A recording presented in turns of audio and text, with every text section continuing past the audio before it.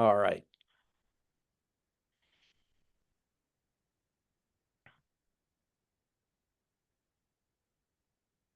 Okay, great. Now we start at 9 o'clock. Is that right? Yeah, we can.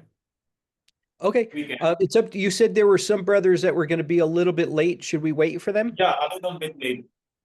So they will have to review the video if Okay. Okay, very good. So if we have about 10 more minutes, I guess, until we start. Okay, before we start, we start in 10 minutes. We will sing first a hymn here. Okay? Sounds good. I'm just going to step away for a minute, okay? I'll be back in 10 minutes. Sure, sure. Okay, I'll start here.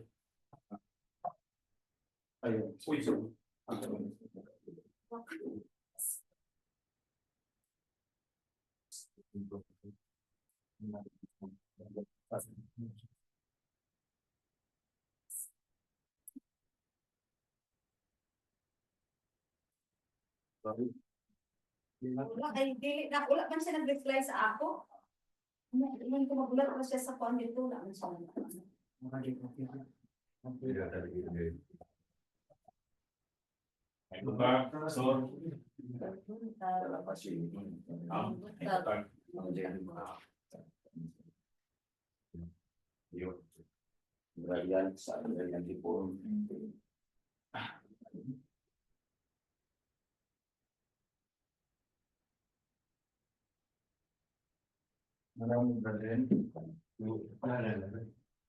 May mo sa atong tanan mga in 10 minutes time mo sugod ta ang atong proper nga lecture.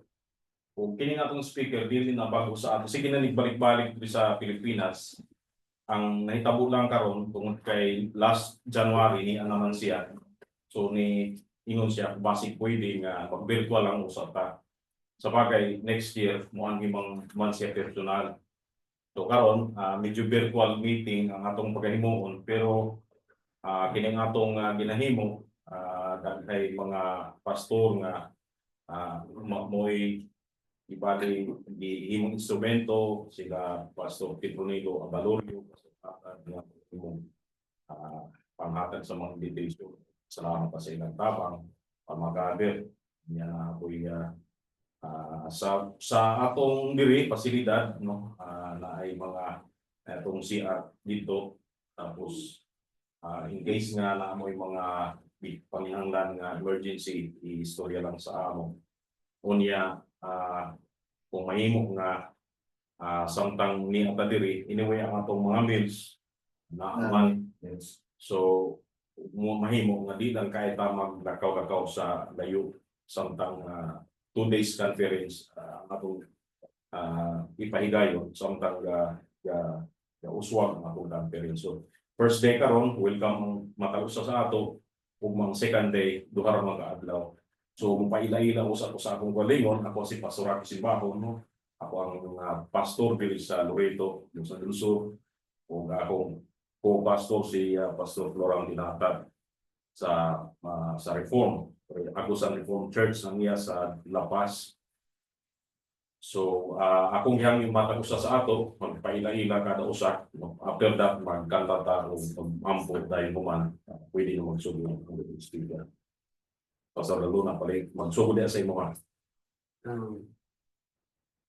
Urbano dalo na ang Tomas bisig ay dito.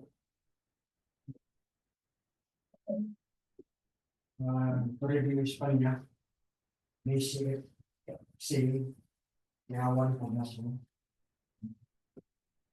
Messi es menos, Bible es simple, valor de vocales. Nadie makita niyo yung kabasan.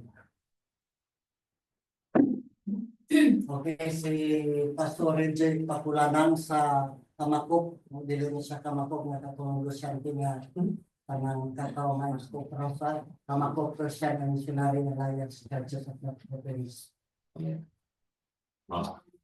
Good morning sa tanan. Ako si Pastor Jane Laputeros sa ang among balay sa La Paz. Pare ko na ako siya. Nya ang ako nga kuan nga ang ako nga church dito sa Mapaga, Prosperidad, Agusan del Sur. Pero ato na gyud semana na ang residence is sa La Paz Church. And then ako nga ba na magkaipaila pa.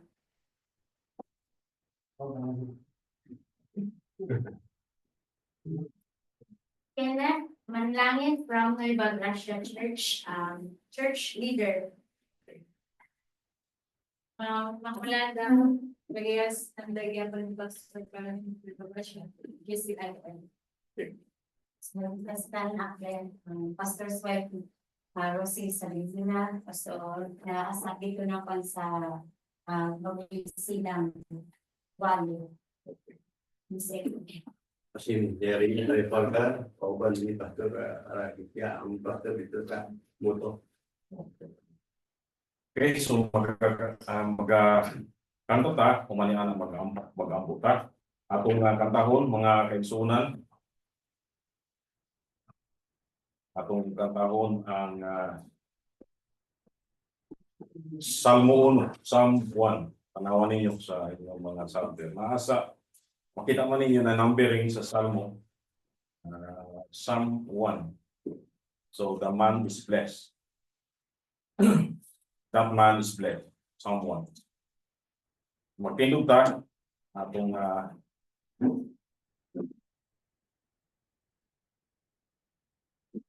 unang psalter. That man is blessed, O bearing God. From sin restrains his feet, who will not stand with wicked men, whose just the scorners see. Yea, blessed is he who makes the slow his fortune and delight, and meditates upon that law with gladness day and night. That man is nourished like a tree set by the riverside. Its leaf is green, its fruit is sure, and thus his works abide. Number 4. The wicked like the driven chaff are swept from off the land. Everybody's at church. They shall not gather with the just, nor in the judgment stand. Yeah. The Lord will guard the righteous well. Their way to him is known. The way of sinners far from God shall surely be overthrown. When they think they'll have more motives in it. Panghanan, ini kabuntaguna, kami nagkapasalamat tungod Ginoo sa imong kaayo sa imong mga kinabuhi. Manpanalangin ka karon sa mga pastor nga kami kaingon dinhi na nag-attend ang uban sa flag ceremony.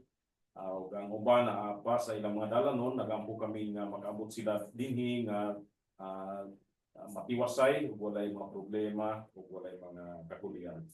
Ug tanan kami nga niya na dinhi, nagaampo kami Ginoo, magpanalangin ka sa among speaker si Dr. Jim Cassidy. Imong ihatag kaniya ang kaalam sa iyang pagtudlo mahitungod sa Christology, sa kang Ginoong Jesucristo, sa iyang persona, sa iyang buhat o sa tanan nga iyang mga gihimo alang sa among kaluwasan. Kami Ginoo nagaampo nga magapanalangin ka ning tibok nga adlaw. Ining tanan among giampo, among pasalamatan sa ngalan ni Ginoong Jesucristo nga among mangluluwas. Amen. Magaling po ng makausap. Welcome si Pastor Urbano niya. Ang iyang apelido, iyang ngalan, Urbano. Magdalo na. So sangay na mo, ngay. Tapan mo. Sige, sige. Asa man imong apelido, itudlo ka dayon. Okay, so Dr. Cassidy, you are now free. It's now your time to speak. Okay. Can everybody hear me okay? Makadungog ba daw? Speaker mo. Yeah, Your yeah. speaker, you have to make it louder so that we can hear very clearly.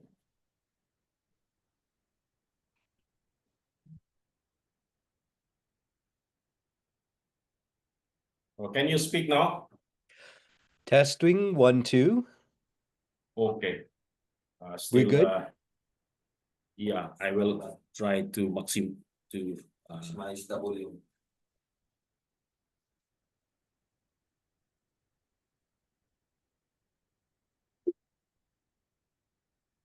Okay, that's okay now.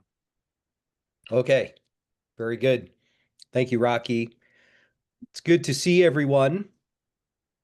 It's good morning to you all. I see a lot of familiar faces. So I enjoyed my time with you all back in February, it was, and here I am in July already and back again. Yeah. So what we're going to do is take the next couple of days and talk about what is called Christology, or the doctrine of Christ. Now, when we talk about the doctrine of Christ, we are coming to the center of all Christian theology, what Christian theology is, what it's fundamentally all about at its center, has Jesus Christ in his person and in his work. So if we were to try to do theology without Christ, without any reference to Christ, it would simply be pagan, right? Jesus is what makes theology distinctly Christian, okay? And so you could talk about religion all that you want, and that has an interesting, valuable course of study, but it's not theology. It's not Christian theology. We need to understand that the only type of true theology at the end of the day is Christian theology. All other theological endeavors are obsolete and are essentially pagan. They're unbelieving, they're heathen. All other theology. It's idolatry. All other theology that has no Christ is nothing but idolatry. Okay? So, such an endeavor, if we were to take such an endeavor, without Christ at the center, we could talk about a lot of interesting things. We could talk about God that is generic, but we could talk about the different gods that are worshipped among pagan nations, but we are nowhere at that point talking about the theology concerning the triune God, Father, Son, and Holy Spirit. So that's what we're going to do here.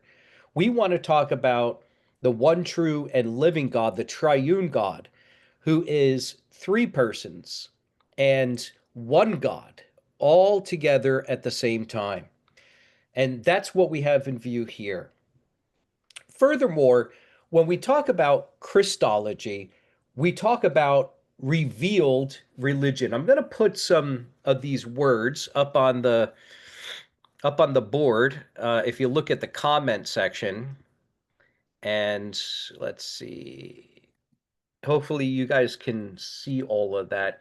But what we're going to have our starting point in is what is called revealed theology, as distinct from what is oftentimes called natural theology. We're not going to talk about natural theology here. That's another class altogether. But what we're going to be talking about here is revealed theology. The Trinity is revealed in nature. The Trinity is revealed in the pages of the Old Testament as well as in the New. But what I want to focus on here is particularly the New Testament, insomuch as the New Testament gives us the clearest expression of the revelation of who exactly the Son of God is. For the scriptures make very clear that it is the triune God who creates in the beginning. Genesis chapter 1, verses 1 through 3 make it clear that it is God the Father who creates by the agency of God the Spirit, chapter 1, verse 2 of Genesis, and through the instrumentality of the Word. God speaks, Genesis 1, 3. Now, it's very clear that by the time we get to the Gospel of John, who this Word is that God has spoken to bring about all things that exist. This Son of God or Word is no one other than him who became flesh and dwelt among us. That's John chapter 1, verse 14. So John 1, 14. The Word became flesh and dwelt among us. So the Word that is referred to back in John 1:1, in the beginning was the Word, and the Word was God, and the Word was with God, and the Word was God, is no one other than the one who would become human flesh, namely Jesus.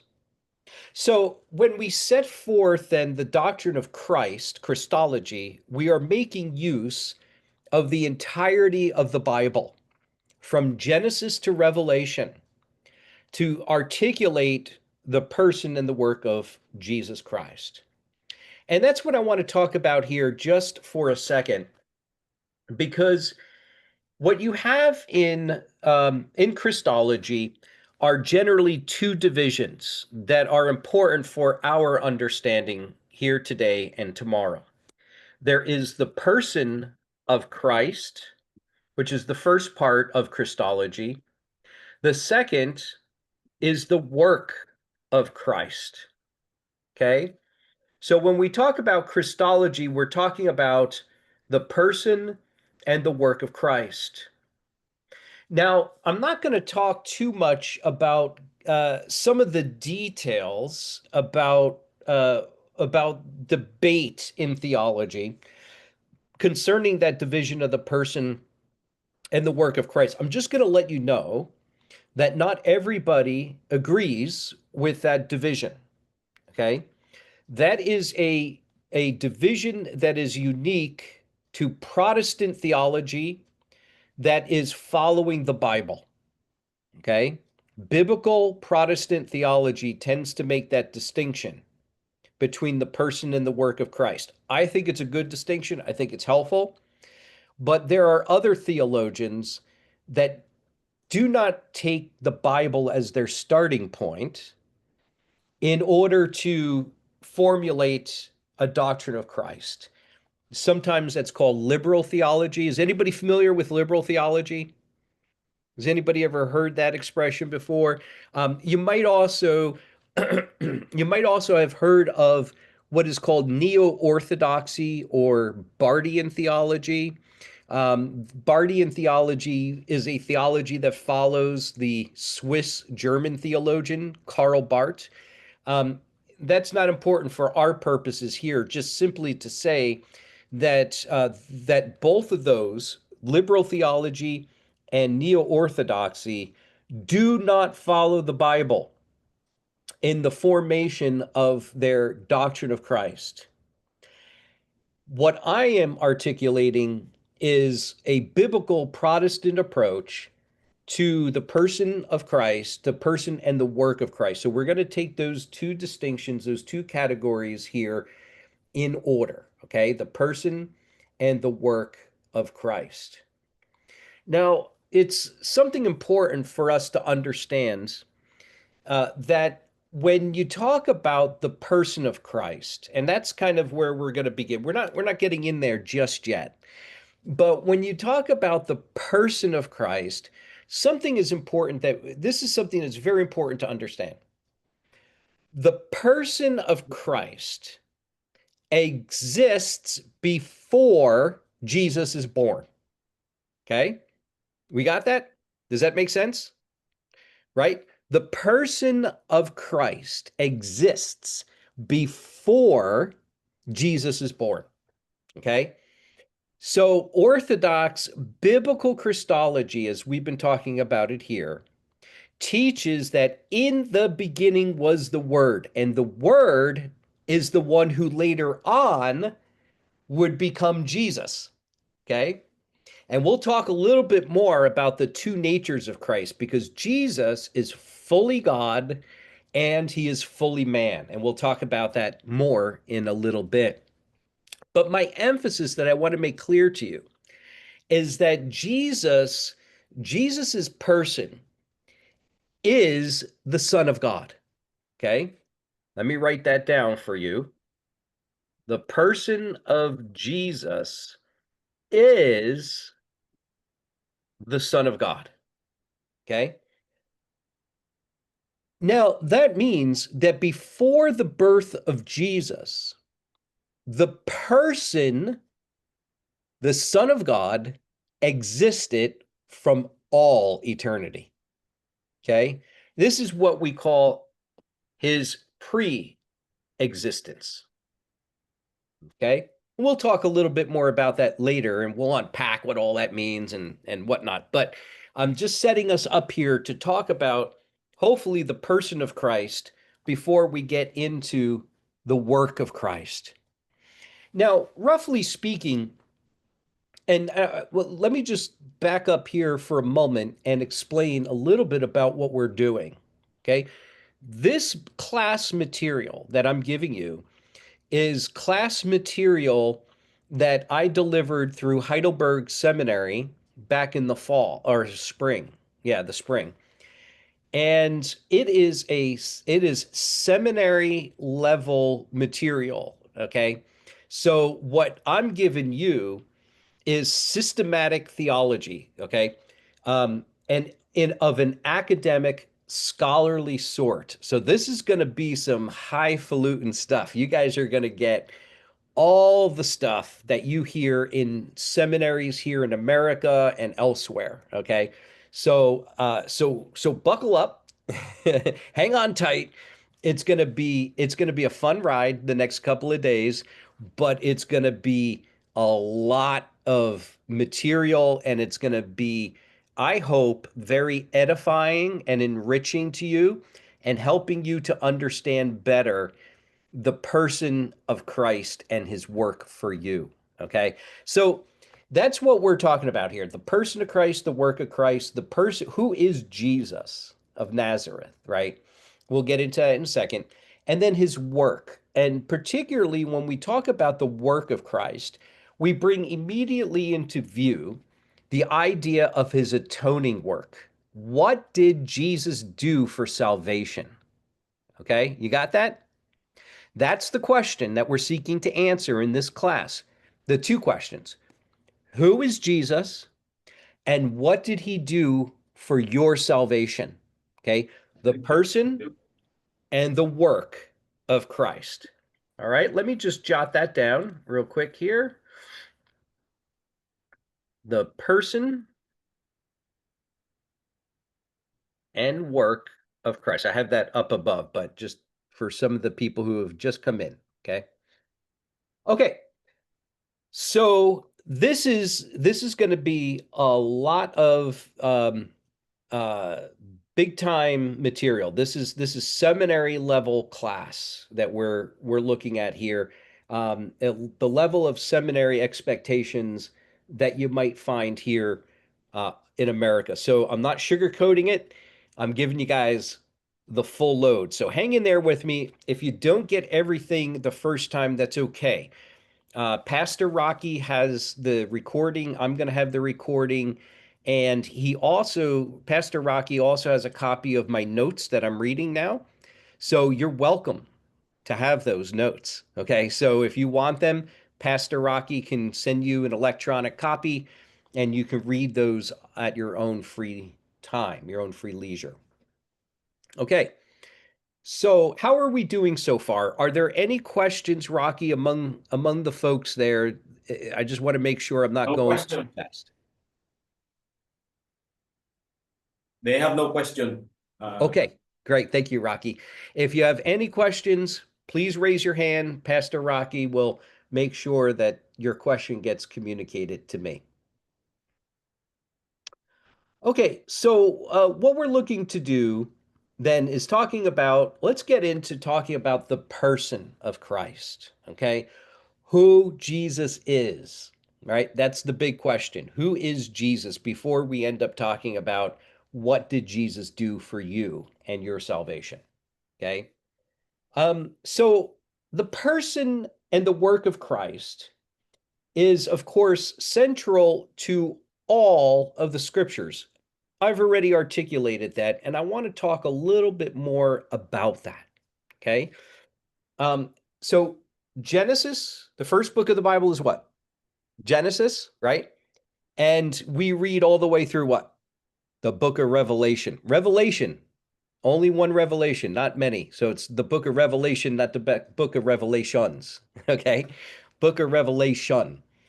And in the book of Revelation, we see, or from Genesis to Revelation in the Bible, what we see is that the scriptures are the revelation of the glory of God revealed in the person and work of Jesus Christ. That's the Bible in its summary.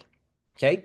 So if you want to know what the Bible is all about fundamentally, basically, okay?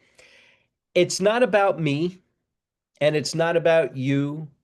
It's not about my experiences or it's not about science or anything like that. Now, it speaks to all those things. It speaks to me. It speaks to science. It speaks to politics. It speaks to other things, but it's not about those things. Okay?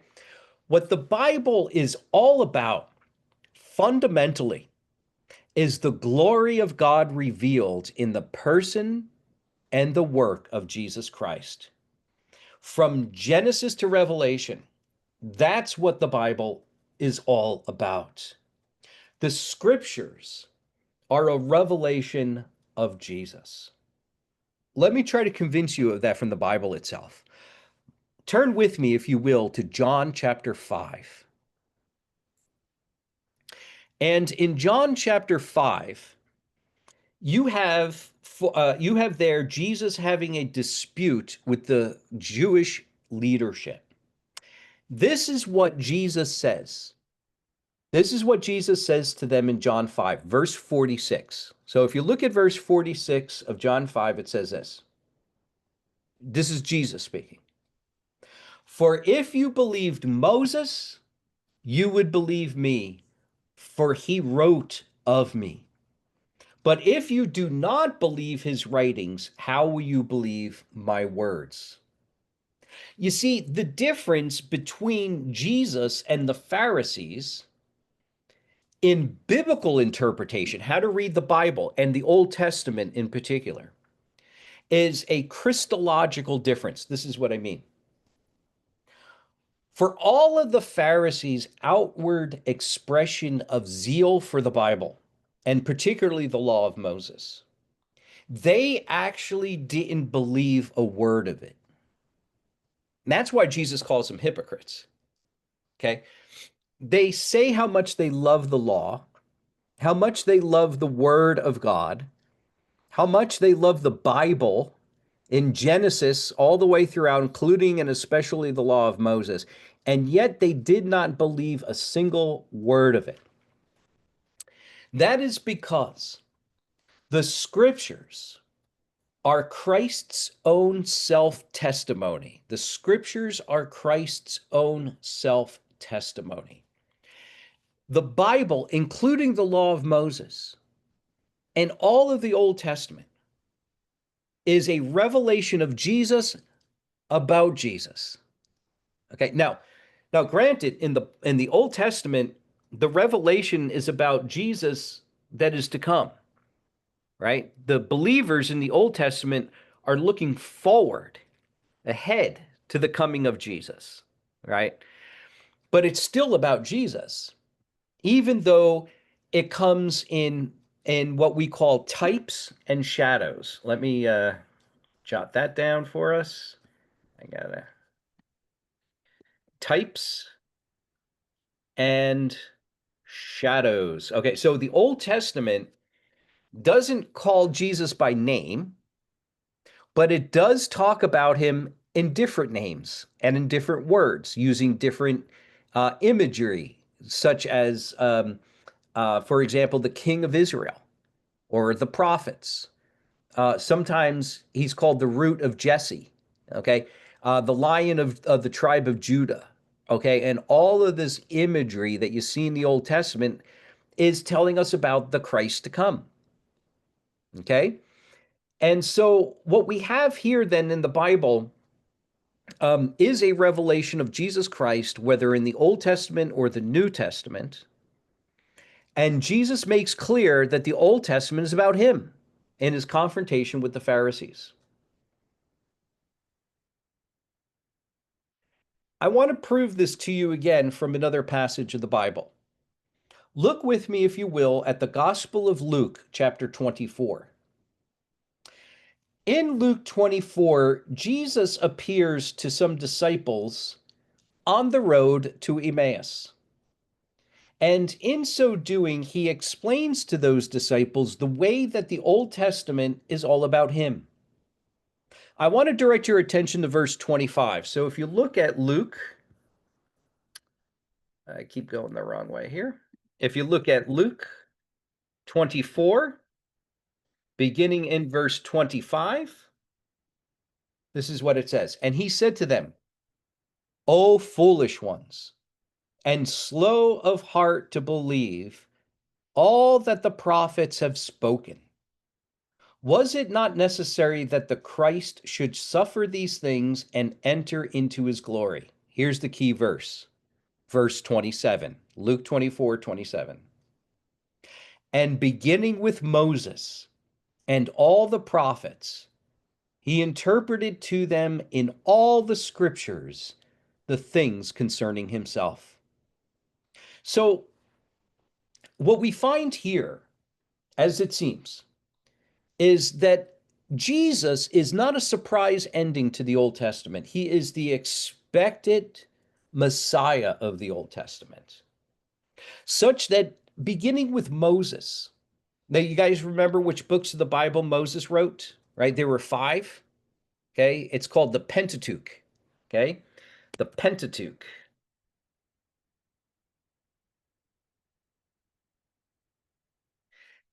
Which means 5 books. And of course, that's Genesis, Exodus, Leviticus, Numbers, Deuteronomy, okay? The law, otherwise called the law. And there we see that the revelation of Jesus Christ begins with the law. And I already referenced Genesis chapter 1, verse 3. And God, in the beginning, God spoke, and there was light. And there is the word of the Father. And it is that word that brings into existence all things in Genesis 1. And that same word, also known as the Son of God, becomes human flesh at the incarnation in the new covenant in the person of Jesus Christ. And we're going to talk about that, the incarnation, more as we go along. Just putting some of these words up on the board, up there on the chat list so that you can follow along. Sometimes I don't articulate clearly some words, and so they pass you by, and what I'd like to do is put some of them up on the board. Okay, so let's back up for a second. What are we saying? We're saying that in order to develop a Christian doctrine of Christ, we need the Bible, okay? The Bible reveals to us both the person and the work of Christ, and it does so in its extent, its whole extent, from Genesis to Revelation. Okay? That means that what we have in the Bible is what Van Til, let me put his name up on the board. He's a very important theologian. Cornelius Van Til called the Bible Christ's letter. Okay? The Bible, consisting of Genesis through Revelation, is a letter written by Christ, revealing himself to us. Okay? And that's what the Bible is. Essentially, whatever the Bible might say about this, that, or the other thing, about science, or about me, or my feelings, or my experiences, or what have you. Okay? It is all in service to its main point. The Bible's main point is to be a letter of Christ to us, to reveal him and his work to us so that we can know him. Okay? If there was somebody that you never met in your life and you were living back in the day without internet or without this kind of technology or email or something like that, that person would have to write you a letter. And the only thing that you would know about that person is what that person told you in the letters. Because if they lived far away, you'd have no other way to know about them. That's what Jesus does, because Jesus has gone now to the right hand of the Father in glory. That's where he is now, right? He has given his church his Holy Spirit, and he has given his church his Bible.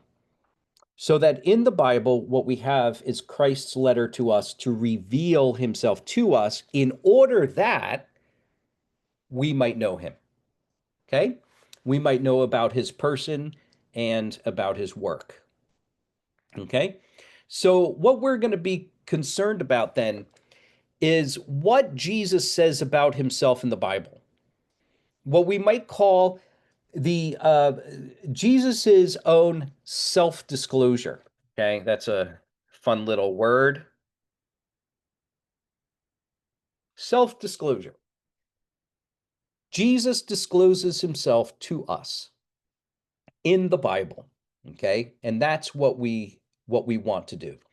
This is the way in which Protestants do theology, and particularly Christology, okay? You may remember in past classes that we've had, we talked about the Reformation, and we talked about what we have called Sola Scriptura, okay?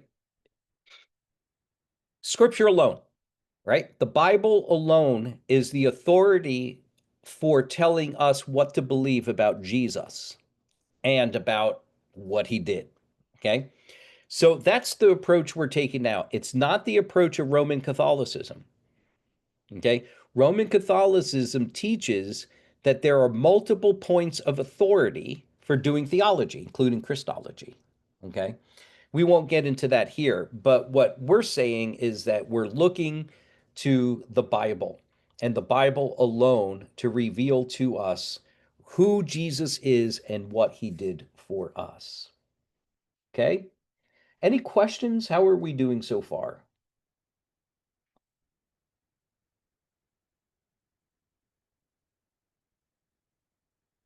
We good?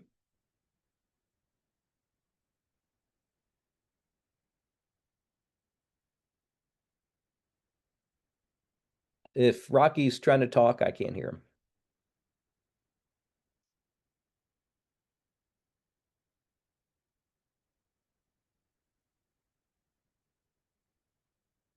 Yeah, okay, very good.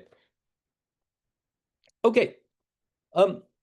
Let me take a moment and talk a little bit more about the Bible and its relationship to Christology.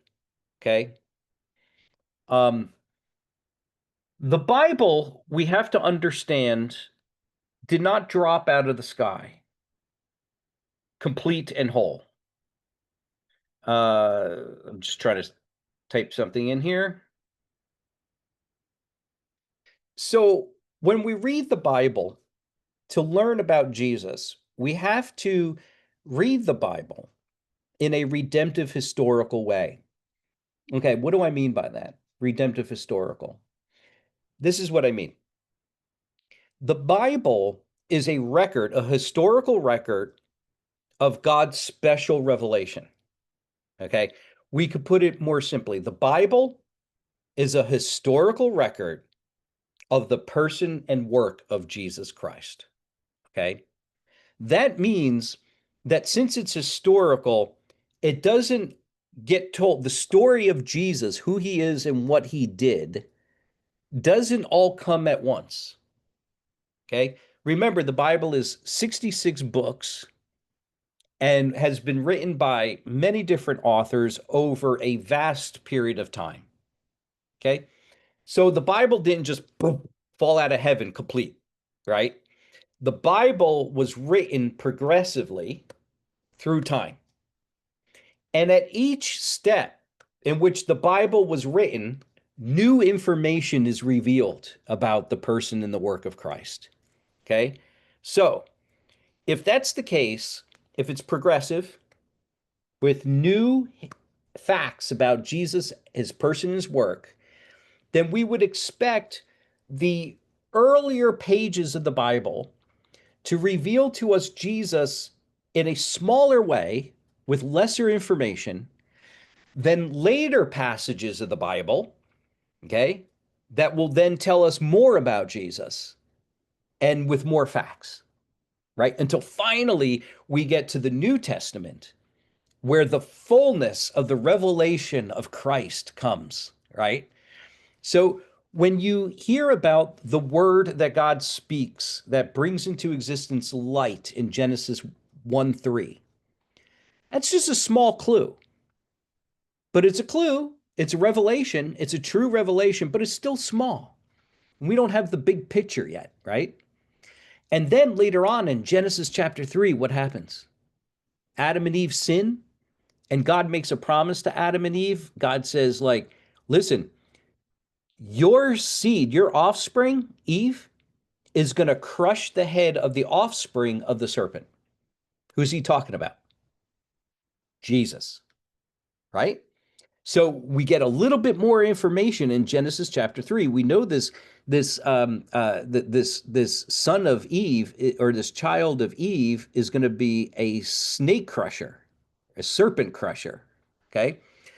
And then later on, we get even more information. By the time you get to Isaiah, the prophet Isaiah, Isaiah 52 and 53, and the wonderful picture of the suffering servant of the Lord, we get a lot more detail about who this person is until finally we get to Matthew, Mark, Luke, and John. And then the picture gets filled out completely because a new thing has happened and a new record of that thing has been written.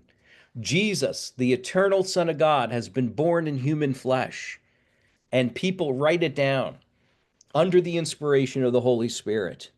And once again, we see that the Bible gives us more information about the person and the work of Jesus. And of course, we get more information about the person and work of Christ as we go into the letters of the New Testament, the book of Acts and the book of Revelation, the pastoral epistles, so forth and so on.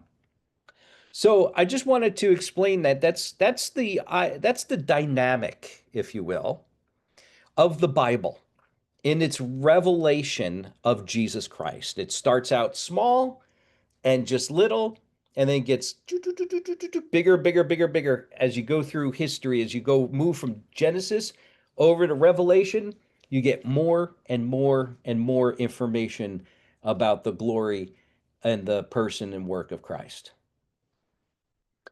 Okay, so as we talk about the person of Christ, then we're going to move in basically two steps.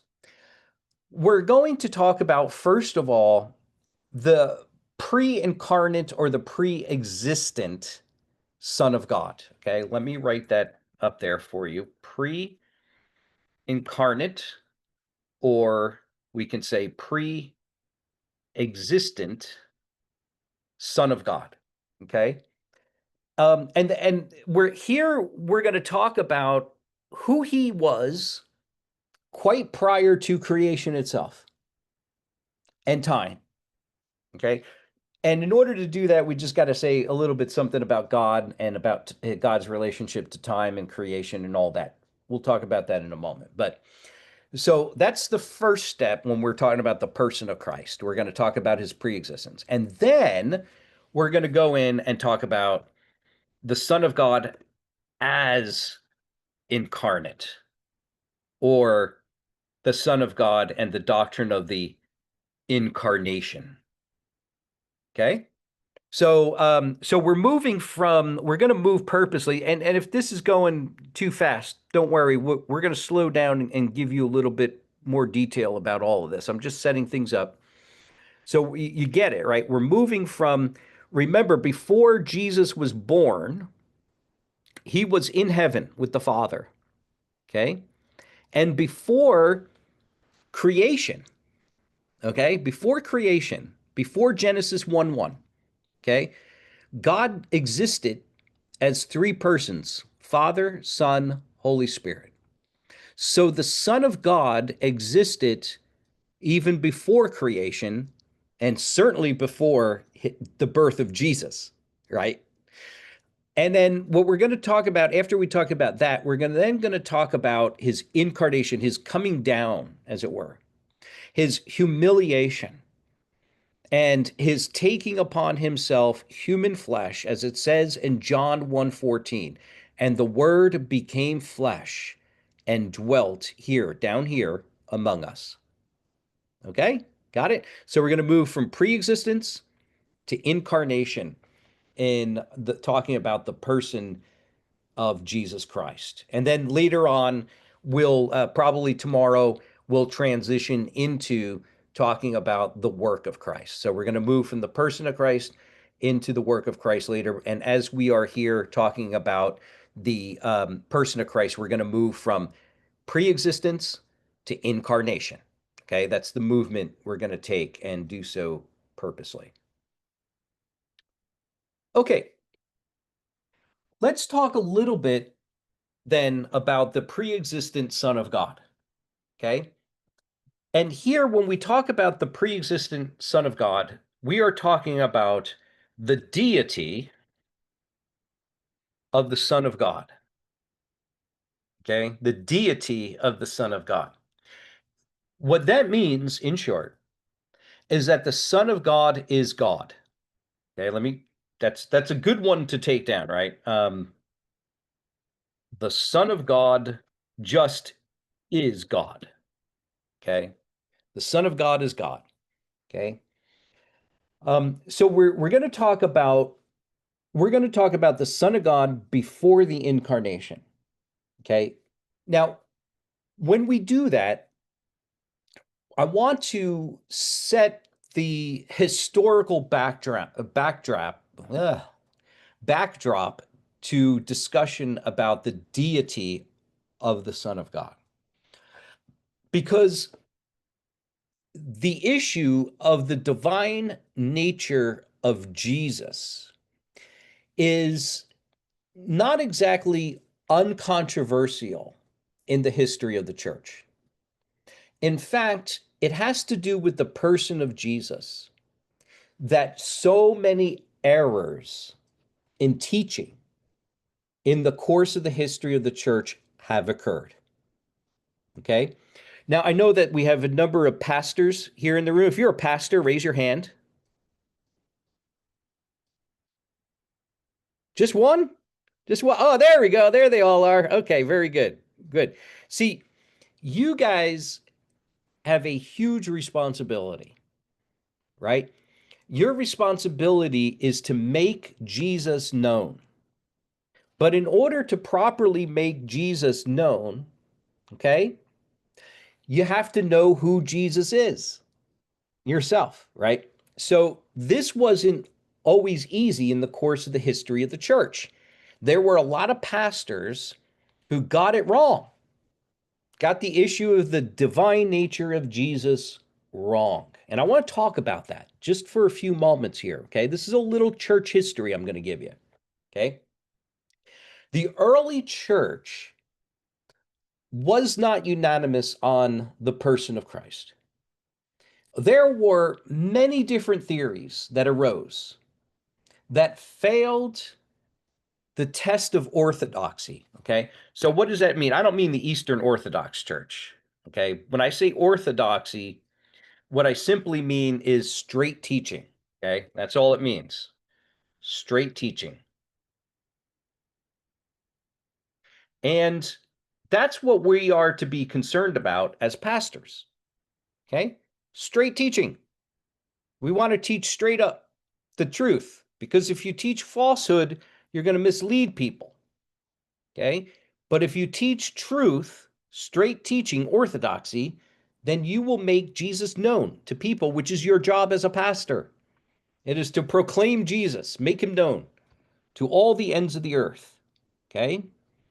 And so when asking the question, who is Jesus? Everybody agreed in the early church. Everybody agreed that Jesus was a great figure. He was a great person who did amazing things. Nobody controverted that. Okay. Nobody disagreed on that issue. Even today, you'll even have atheists and skeptics. They'll say things like, you know what, if Jesus did exist, and I'm not really sure if he did, but if he did, it certainly seems clear to me that he must have been a great man. He must have done some amazing things because he really got a lot of attention, right? So to simply go out there, listen, to simply go out there and tell people that Jesus was a great man does not tell the story of Jesus. That is not preaching Jesus and making his name known among the nations. Okay. It's true, but it's not enough. Nobody disagreed with that part. Okay. The question arose very early on in the history of Jesus himself during his life. The question is this: who do they say the Son of Man is? This is the question that Jesus asks Peter and the disciples at Caesarea Philippi. And it's a crucial question for the faith of the disciples. And through the disciples, of course, to the rest of the history of the church is indeed the confession of the disciples. Matthew, let me write that down. Matthew 16, verse 16. The confession of faith of the disciples. Through Peter, the disciples affirm this: you are the Christ, the Son of the living God. Okay? That's key. That begins the issue of the identity of the person of Jesus. Okay? Now, the words of Peter, absolutely true, because it's recorded for us positively, affirmed by our Lord. Those words where Peter confesses Jesus as the Christ, the Son of the living God, absolutely true though they are not enough. More needs to be said in order to speak properly about the person of Jesus. Everyone basically in the early church agreed that Jesus was the Christ. They also agreed that he was the Son of God. That wasn't controverted. What was debated is the exact nature of what it means to be the Son of God and to be the Christ. Okay? So what does that mean? Christ, of course, means anointed one. That's just what the word means, literally, anointed one. And it is a reference to the Messiah, the expected Messiah of the Old Testament, that he would be the anointed one, the Christ. The Messiah was the one that God would send to save Israel according to the Jews living in Jesus' day. The Messiah is a royal figure who would establish the throne of David as per 2 Samuel chapter 7. And let me read to you from 2 Samuel chapter 7, verses 12 and following. And it goes like this. This is the Lord speaking to David. When your days are fulfilled and you lie down with your fathers, I will raise up your offspring after you, who shall come from your body, and I will establish his kingdom. He shall build a house for my name, and I will establish his throne of his kingdom forever. Now, verse 14, I will be to him a father, and he shall be to me a son. When he commits iniquity, I will discipline him with the rod of men, with the stripes of the sons of men. But my steadfast love will not depart from him, as I took it from Saul, whom I put away from before you. And your house and your kingdom shall be made sure forever before me. Your throne shall be established forever. Okay, so that's the prophecy of the coming son of David who would establish David's kingdom forever. Okay, and this coming Messiah is called God's son. I shall be called a father to him, he shall be called a son. So the Christ, the Son of God, are the same people, and that, again, is hardly debated within the early church. So, early theologians in the church struggled with clearly articulating the precise identity of Jesus, okay, outside of calling him the Christ and the Son of God. Okay, what was the issue? As early as the 1st century, there arose an error. It was a heresy. You guys know that word? So if orthodoxy is straight teaching, heresy is false doctrine. It is crooked teaching. Okay. And one of the early forms of error, of heresy, is comes from a group called the Ebionites or the Ebionites. The Ebionites believed that Jesus was the Messiah, as everybody did, but denied that he was divine and that he was born of the Virgin Mary. Okay, so the Ebionites deny the divinity of Jesus. They said that he is not God. That's what they said. And they said that he was not born of a virgin, particularly of the Virgin Mary. It was their belief that Jesus was exclusively the natural born son of Joseph and Mary. And so he was only human. He was not at all divine, and he was not conceived by the Holy Spirit. Okay, another form of error in the early church is called adoptionism. And adoptionism denied, sort of like the first error, denied the eternal preexistence of the Son and taught that Jesus was adopted at his baptism to become the Son of God. So you see the difference between is and become. Okay? They denied that Jesus is the eternal pre-existent Son of God. And they say that he becomes Son of God in his life in an act of adoption at his baptism, when the Father adopts him to become his son, rather than simply, as we would say, as the Bible says, simply that the Father declares that he is already the Son of God, right? The one who has always been the Son of God from everlasting to everlasting. Now, I'm just giving you the quick overview here of some of these heresies that arose in the early church, just so that you're aware of them. We're not going to spend a lot of time on them. But the next one I want to talk about is very important because it is the heresy of heresies. The greatest heresy you'll ever see. I don't know if that's true or not, but it's up there anyway. And that is the heresy of the arch heretic Arius. Okay, his dates are 256 AD, BC, AD, excuse me, to 336 AD. Those are his dates. He's born 356, dies 337.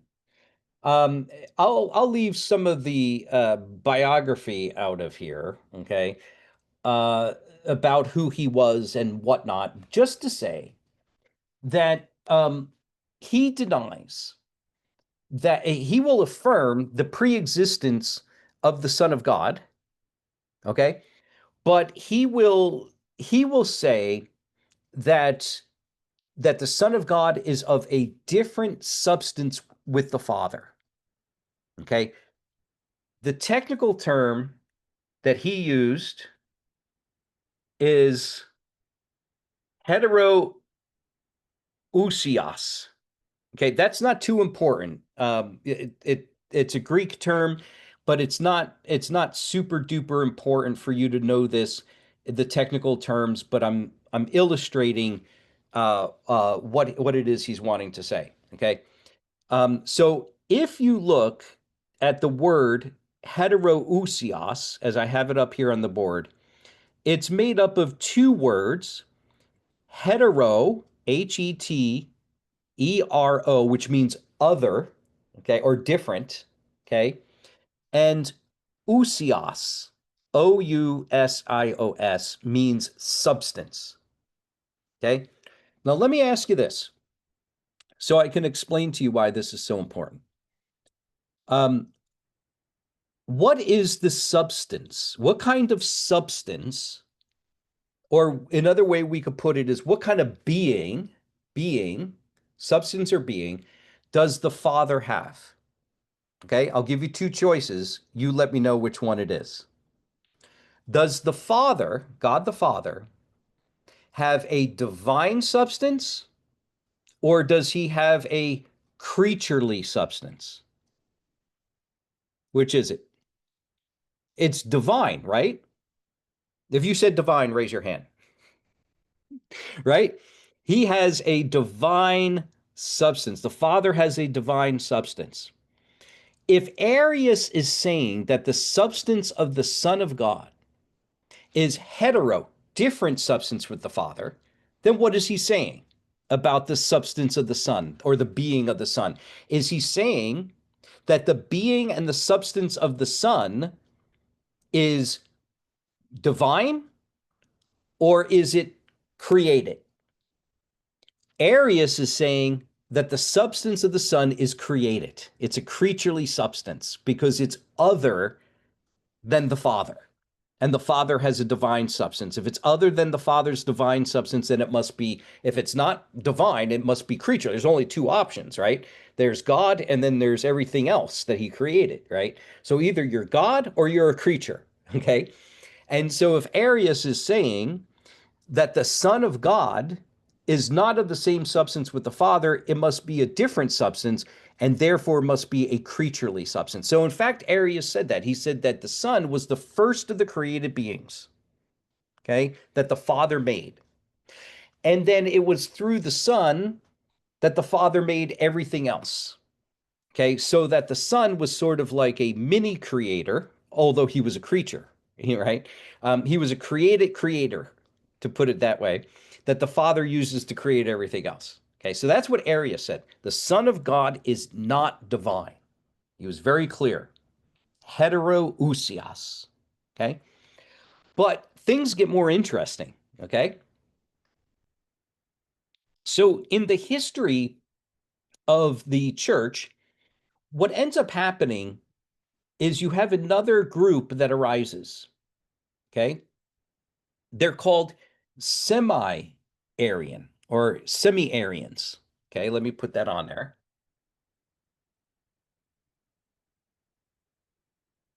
I'll put Semi-Arianism.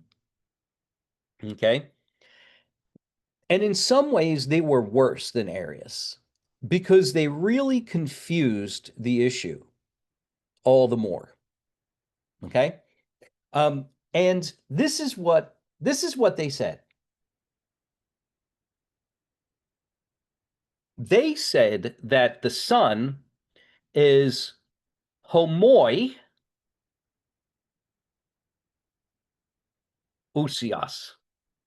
Okay?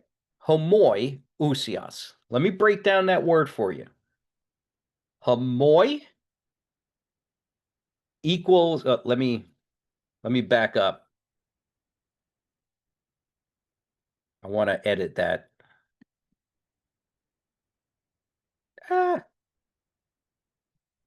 I'll get it. Homoi equals means similar. Okay? And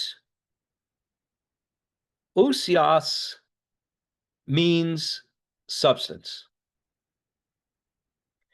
So the Semi-Arians were trying to make a compromise move between those who were saying that the Son of God is God, and then the Arians who said he's not God.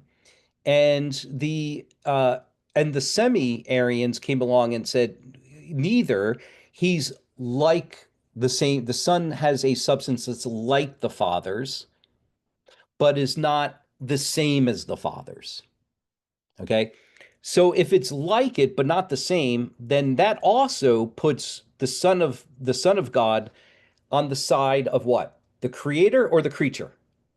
The creature, right? Puts him on the side of the creature because he's not of the same substance with the Father who is divine.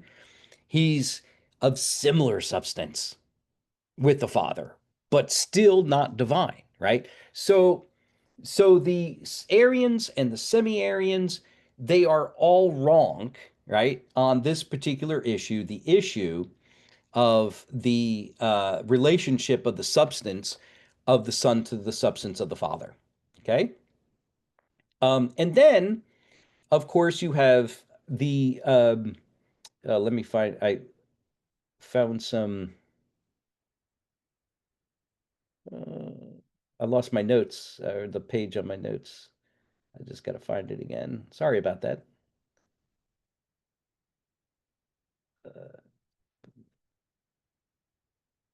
Okay. Got it. Okay.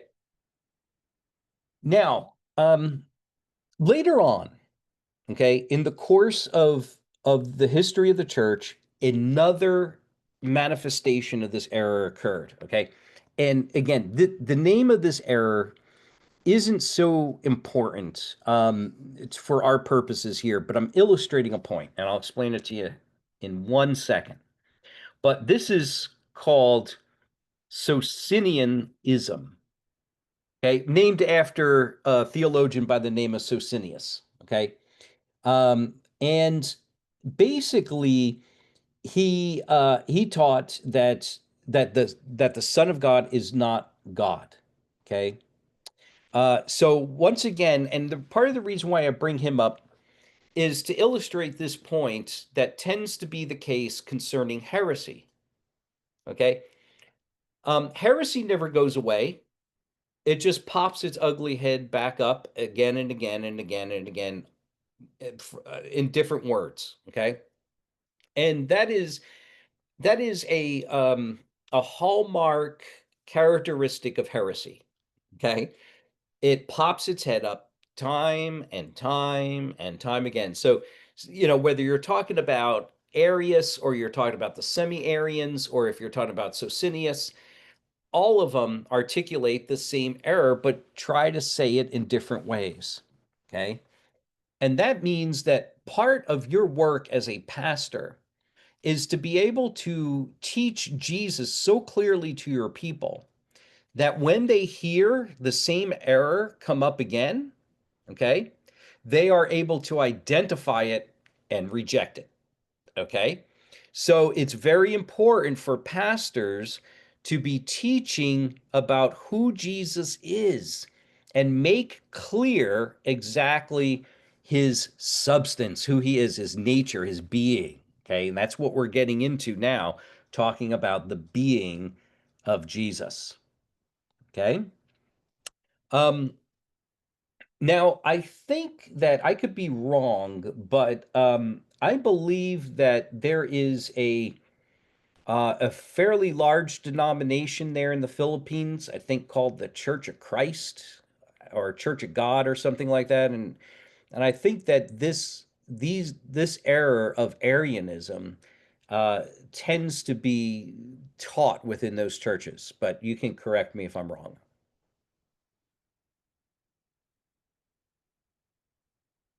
Any comment on that? Questions?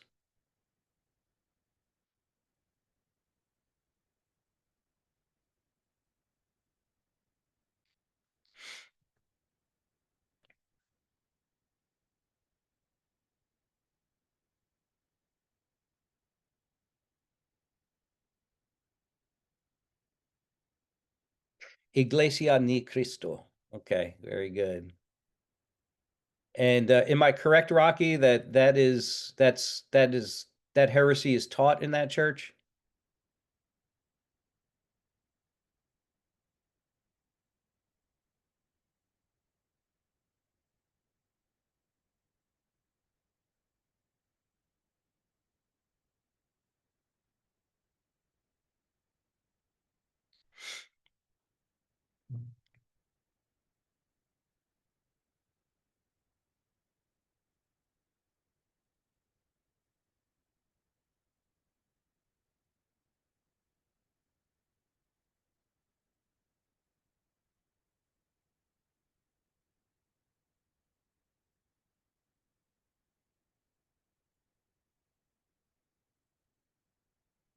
So I'm not getting any sound.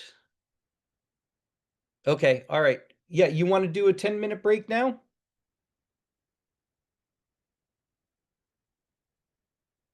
Yes. Okay, we could do that. Sounds good. Yeah. Okay. It's getting warmer here. Okay, 10-minute break.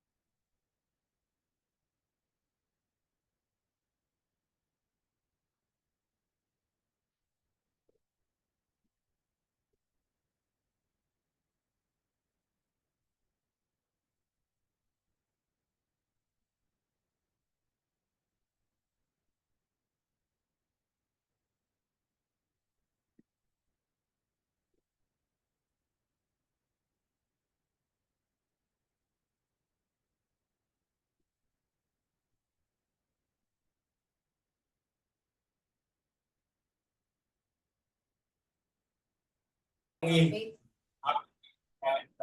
Dr. Cassidy na pangutana. Hanggang So, manang among akong kinahanglan niya. Doon ay guidelines na matagos sa yung sa kapag matulog ta sa atong kalain simbahan.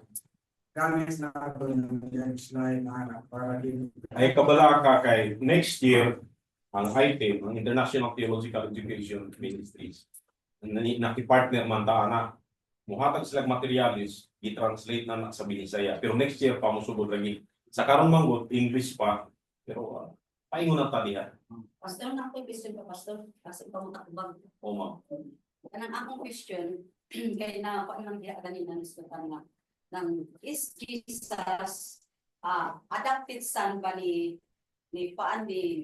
Mary o ni Jose? Kaya dito sa Biblia, di ba, he was conceived by the power of the Holy Spirit. And then when he was offered, dinedicate siya dito sa temple, who was his father and mother? Di ba nagibutang dito kay si Mary o si Joseph man ang dala sa iya dito sa templo sa pangalan mo. Ako nasab ka. Oh, sige. Okay. Ang iskutan sa kanang nalitaw adoptionism. Usa na ka teaching nga tawag ana is Ebionism. Ebionites. So, hindi na bibig siya. Ang tudlo ana dili nga si Mary ug si Joseph mo nag-adopt. Ang tudlo diha sa Ebionism, sa ang Ebion mao na nga gi-adopt si Jesus sa Dios Amahan.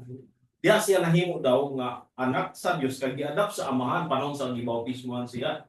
Sa diyang ingon siya, "This is my beloved son, kini ang akong bugtong anak. Kaniya may kalipay ako, paminawan ninyo siya." So, ang Ebionism nagtudlo nga that time sa bautismo, i-adopt si Jesus. Which is, usa po na sa mga heresies, sa mga heresies na pagtudlo. Okay, so, mali na, walang i-adopt si Jesus, kundi ka, isa ra gyud siya o ang amahan, usa ra ka unod, usa ra ka substance. Mao gani basin libo ako ning ba no. Ay mo mo pinsa man di ay matulong amahan ba sa simpre kay tao. Doon ako ang akong mga sa mutudlo ko anak sa simbahan nga kanang may tumutulong kan Jesus. Kung sa'y kalabutan sa Espiritu si Jesus ang panamahal. So mutudlo ko sa simbahan akong ganyan, pati na ito kay ang pagsulti diha sa maong tulong natao si Jesus pinagi sa Espiritu. So buti pasabot muna ko kanang gihingan lang diyan Espiritu sa dito pa sa tiyan ni Maria si Jesus, Espiritu pa rin siya parang atong kuan. Kanya sa dihan ni gawas na tao na. So muna nga tao na siya, so nagtudlo siya sa mga umaabot na panahon o wala pumabot, tao na siya. Pagkutana diya kamo sa mga Diyos Jesus. Akong ingnan niya. Sa diha nga namatay na si Jesus o niya mikaya muna na siya, Diyos na siya, nagpamakood, naging siya, kaya nabanaw naman niya, ibalik na sa langit. Diyos siya, Pero ipasabot, Diyos gid siya. pero wala magsugod ang iyang pagka-Diyos sa iyang pagkaya. Oh, So wala pa si Adam, Diyos na siya. So wala pa Genesis, Diyos na siya. Okay, so pag itudlo nimo sa kongregasyon nga bisan og tuwa pa siya, paminaw sa among palihog man katuto. Tuwa pa siya sa taguangkan, Diyos gyapon siya. Wa mawala ang pagkan. Bisan katong nahimo siyang gamay nga fetus, Diyos gyapon siya. Yes. Kay pag-conception, dili ingon nga nagsugod ang pagka-Diyos niya sa bautismo, di po pag nagsugod ang iyang pagka-Diyos sa iyang pagkayap, nagsugod. So, wapag ganing Genesis 1:1, Diyos na siya. Oo. Okay, so salamat. Mag-wisyon si Dr. Cassidy. Mag-wisyon si Dr. Cassidy o maghilom ta pala yun. O kung ma'am, kung pwede nga, kung na ipangutana, ihatag ang pastor, pastor mo pangutana. Pastor ha, pasabot ta, para isa lang mo kaunod, no? Ikaw man ang head ni ma'am. So kung na ipangutana si ma'am, i-relay sa imo, ikaw mo pangutana para medyo participate po si pastor ma'am, no? Karon atong kanon po. Para sila mo istorya. Okay, so salamat kayo og mag-resume si Pastor Cassidy karon. Okay? So, daghang salamat. Pastor Cassidy, this is your time now to resume. Okay, great. Thank you, Rocky. Thank you, everyone. I enjoyed watching the Q&A and the discussion, even though I didn't understand anything you said.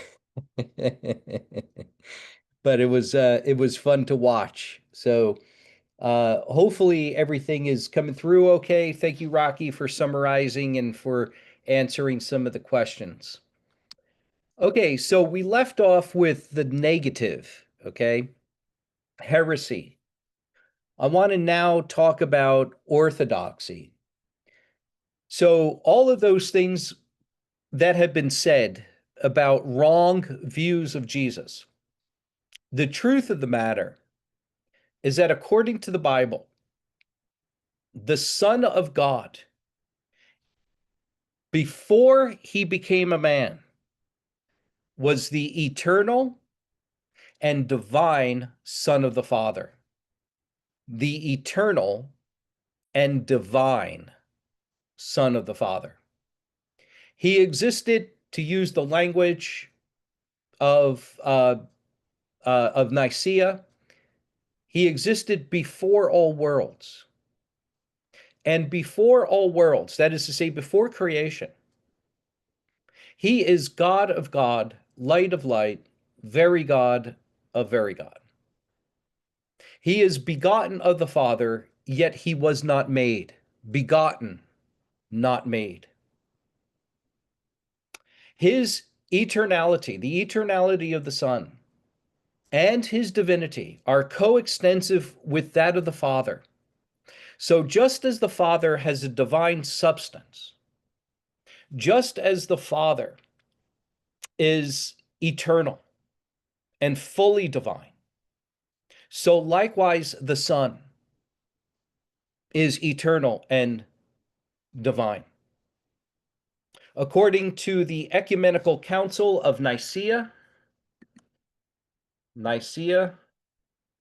putting that in 325 AD, Council of Nicaea and the Council of Constantinople, which was 381.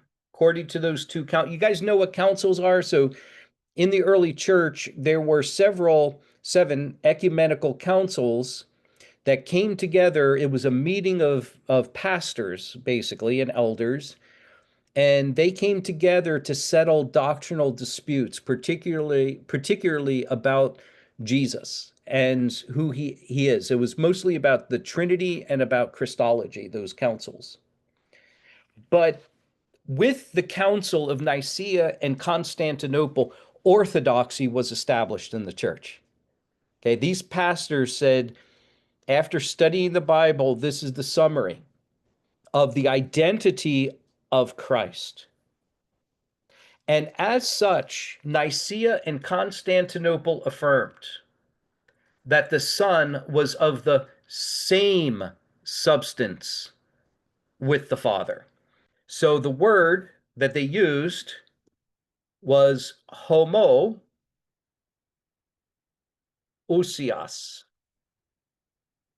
Okay? So you'll notice the difference between Nicaea and the Semi-Arians. The difference is one letter, the letter I.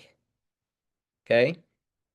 The Semi-Arians, with that one letter, said that the Son was of similar substance with the Father, but not the same.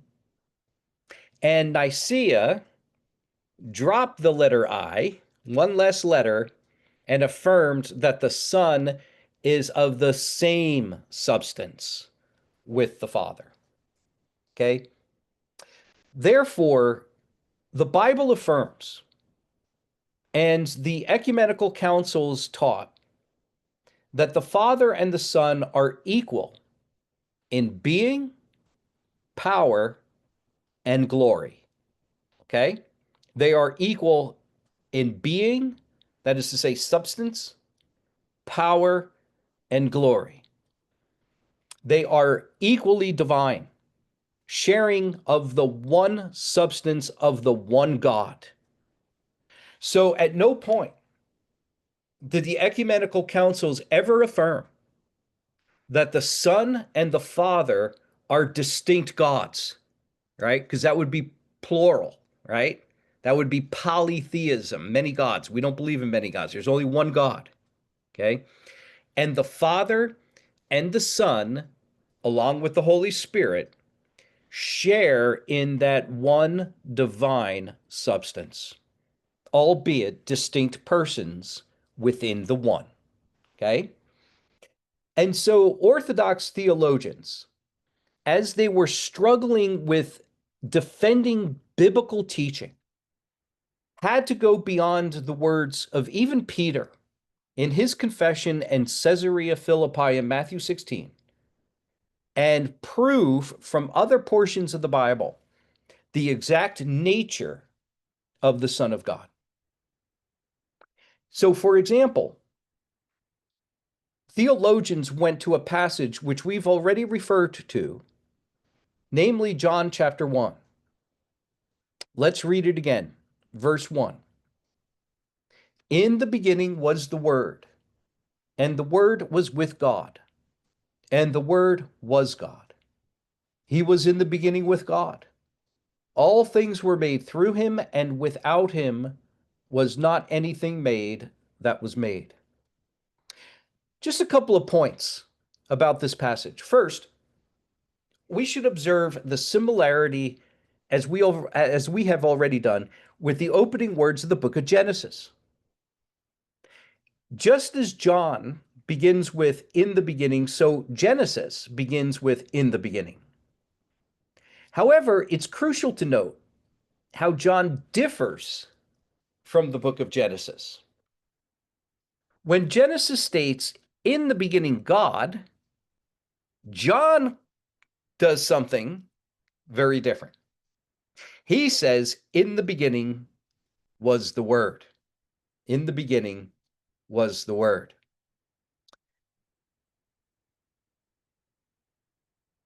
Now, if logos, that word for word, the Greek word, let me put that down here. The Greek word for the word word in John chapter 1, logos is word. Think about this with me. If the word is someone other than God, can you appreciate how John would have committed blasphemy in what he did in John 1 through 5? If the word is not God, John is a blasphemer. John's not a blasphemer. Therefore, the word is God. Okay? The Jehovah's Witnesses, and by the way, just to direct your attention, I shared a document, and I don't know how all this works, how you could get it, but in the chat, you'll see that document that I shared was actually put together by Pastor John Butler. It's very, very helpful to describe the different views between orthodoxy on the one hand, and then the heresy that's taught in the Iglesia, Cristo, or whatever the name of that denomination is. So, but Pastor John put that document together. I give that to you for your reference. It's very helpful. But he also compares how they differ from the Jehovah's Witnesses. And I know you have Jehovah's Witnesses there as well in the Philippines. But the Jehovah's Witnesses are Arians, okay? They follow the teaching of Arius, okay? The Jehovah's Witnesses are well known for their perspective on John chapter 1. And if you ever look at their blasphemous Bible, which is a terrible translation of the Bible, they translate it this way, John chapter 1 this way. In the beginning was the Word, and the Word was a God. A God. So do you see what the Jehovah's Witnesses have done there? Okay, they have identified the Word as one God among many others. Okay, so what they say is that Jesus, or the Son of God, is the highest being that God created, through whom he created everything else. Okay. And as such, he is a God, not the God. Okay.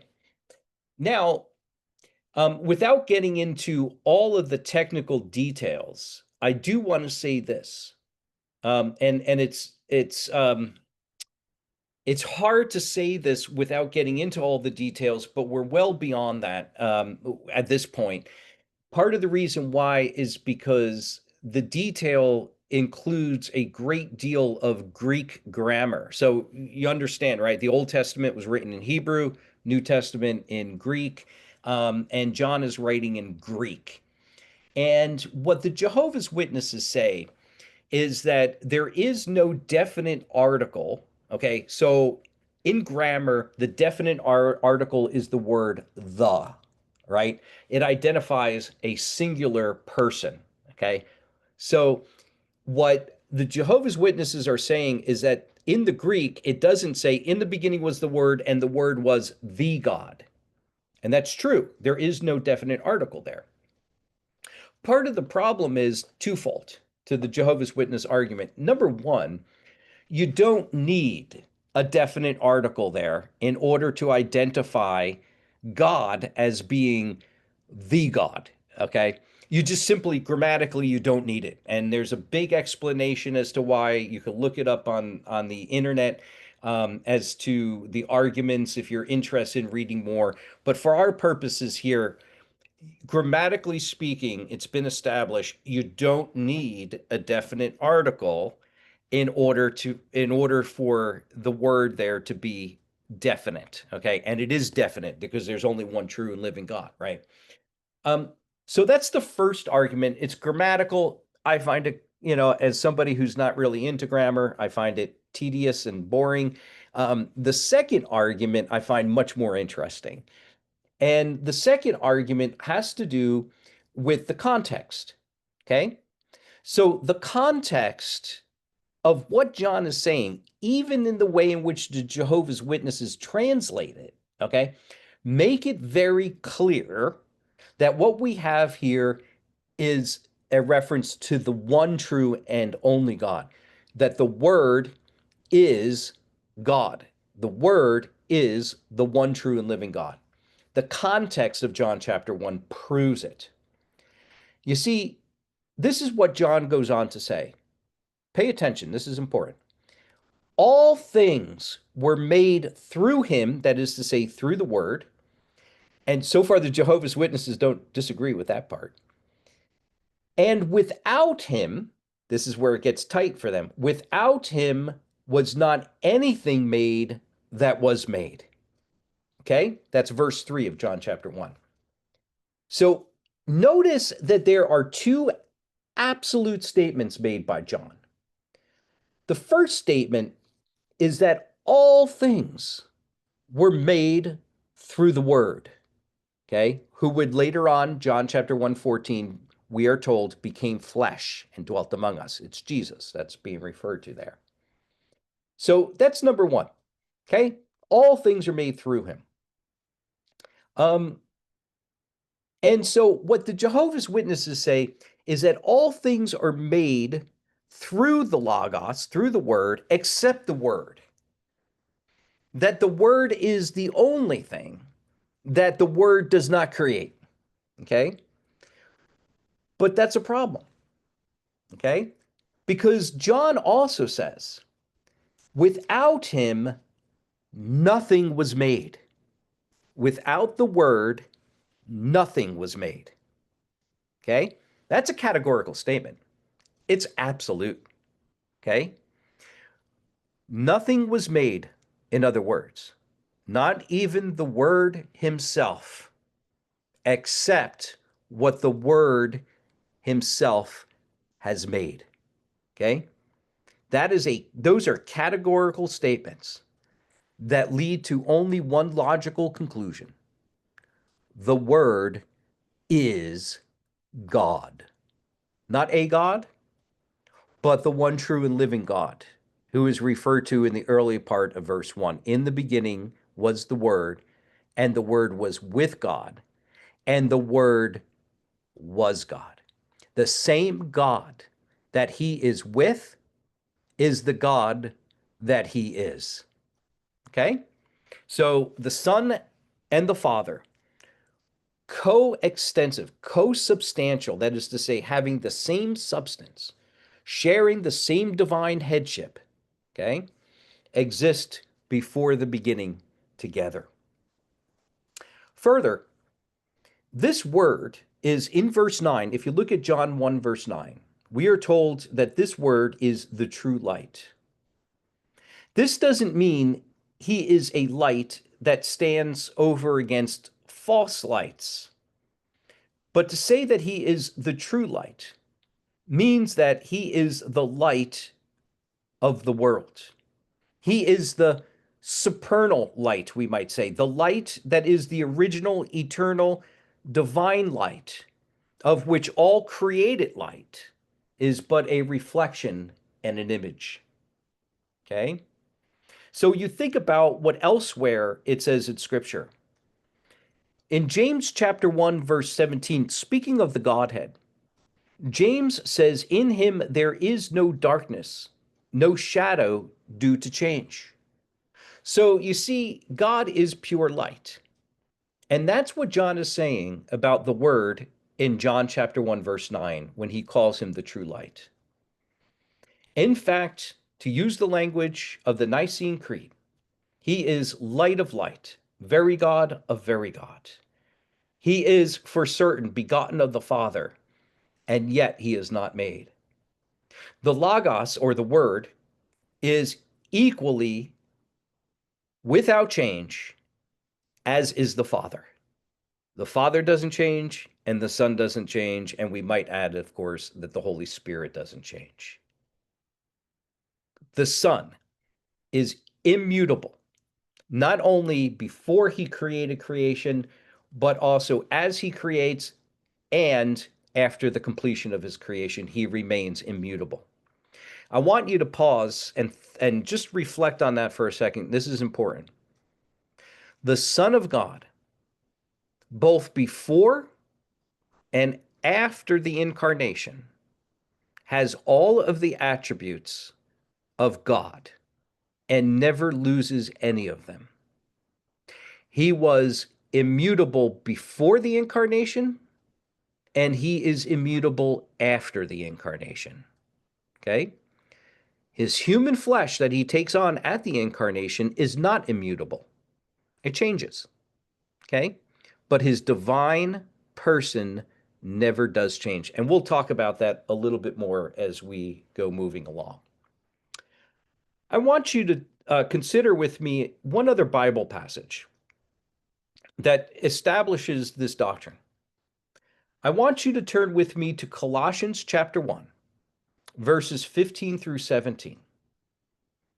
And there the Apostle Paul, speaking now, makes reference to yet once again Jesus, or the Son of God. And concerning this Son of God, the Apostle Paul, under the inspiration of the Spirit, says this about him. He is the image of the invisible God, the firstborn of all creation. For by him all things were created in heaven and on earth, visible and invisible, whether thrones or dominions or rulers or authorities, all things were created through him and for him. And he is before all things, and in him all things hold together. So, as I mentioned, the he in verse 15 is referring to the Son of God, the beloved Son, referred to back in verses 12 through 13. And as the Son, listen, as the Son of the Father, he is image of the invisible God. That is to say, he is image of the Father. But the key phrase, and one that is debated, is that we are told here in verse 15 that he is the firstborn of all creation. The firstborn of all creation. Okay? That's the one that gets debated. because Jehovah's Witnesses like to use that firstborn expression and pervert it and to change it into something that it's not. Okay. Some, most notably those who like Jehovah's Witnesses, okay, will speak about the firstborn of all creation as being a reference to the Son being the first created being, right? So you see the way that jives with the Jehovah's Witness doctrine, right? They look at that language, first created, firstborn of creation, and they turn that into that he is the first created being. But that's not what it says. That's not what it says at all, right? What does it say? It says that he is the firstborn of all creation. It doesn't say he is the first created being of all creation. He says he is the firstborn of all creation. There is a very important distinction between birth and creation. Okay. Let me talk about what it then means. So with John here, excuse me, let me pull back. With John chapter 1, remember how we didn't want to get into the technicalities of the grammar because the context really makes the case for us. That's the same here. Okay. We could pull apart the Greek words and, go back and forth on exactly whether or not that means firstborn or first created, so forth and so on. But that would be boring to do that. The context here is king. Okay, the context proves our point. It should be noted that that word firstborn does not mean first created. Rather, the word is a kind of honorific title. And I want to direct your attention to Psalm 89, verse 27. Okay, the word firstborn is a honorific title. To be the firstborn, particularly in the ancient Near East, is to be an heir. Okay, that is to say, to be one who will inherit. It is the head of the family after the father. Okay, so the oldest child, and this is still the case in many civilizations, may be the case there in the Philippines, but the firstborn child, the oldest child, tends to be the most kind of dependent one, or the one that you depend upon the most, trust the most, and becomes sort of the executor of the state. And so the head of the family, traditionally after the father, is the firstborn son. Okay. Once the father dies, then that son becomes the patriarch of the family. Okay. So when you hear that language, firstborn, that word firstborn is an honorific title given to the firstborn son of a family. Okay. And it's a metaphor. Paul's using it here as a metaphor to describe the honor that Christ has as the Son of God. Okay. So think about it with me now. If firstborn simply means head, we might say, okay, or the most important person, all right, and you put it together with the rest of the expression, firstborn of creation, what Paul is saying is that Jesus is the most important, the head over the patriarch, if you will, so to speak, albeit a son, of all of creation. He is the one who is the inheritor of all of creation. And he is the one to whom it belongs according to right. Okay. So the also firstborn has as well another corollary. The families of Israel were to dedicate the firstborn within their family to the Lord. Okay. And you see that in like Exodus, for example, where Israel is commanded to dedicate their firstborn to the Lord. And the families of Israel were to dedicate their firstborn as a kind of first fruits. Okay. The firstborn son of the family is like a first fruit down payment. And as such, the first fruit is a kind of the whole. Okay. So the eternal Son then is firstborn, particularly he is eternally begotten, right? But the firstborn of the Father, and as such is the archetype, if you will, of all the births of humans. He is the original uncreated born son, who is the archetype, if you will, of all of creation. So it can mean either the honorific title or the idea of first fruits of all creation, that Jesus is the original of which all of creation is a copy, or it could be a reference to both. But one thing that we know for sure, beyond doubt, is that it does not mean that he is the first created being. Okay? How do we know that?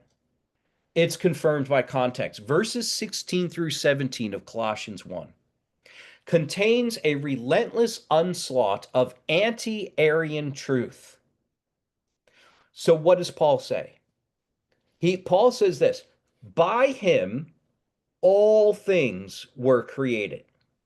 Okay? So you see the categorical word here, all. Okay? Indicates the entirety of the created order.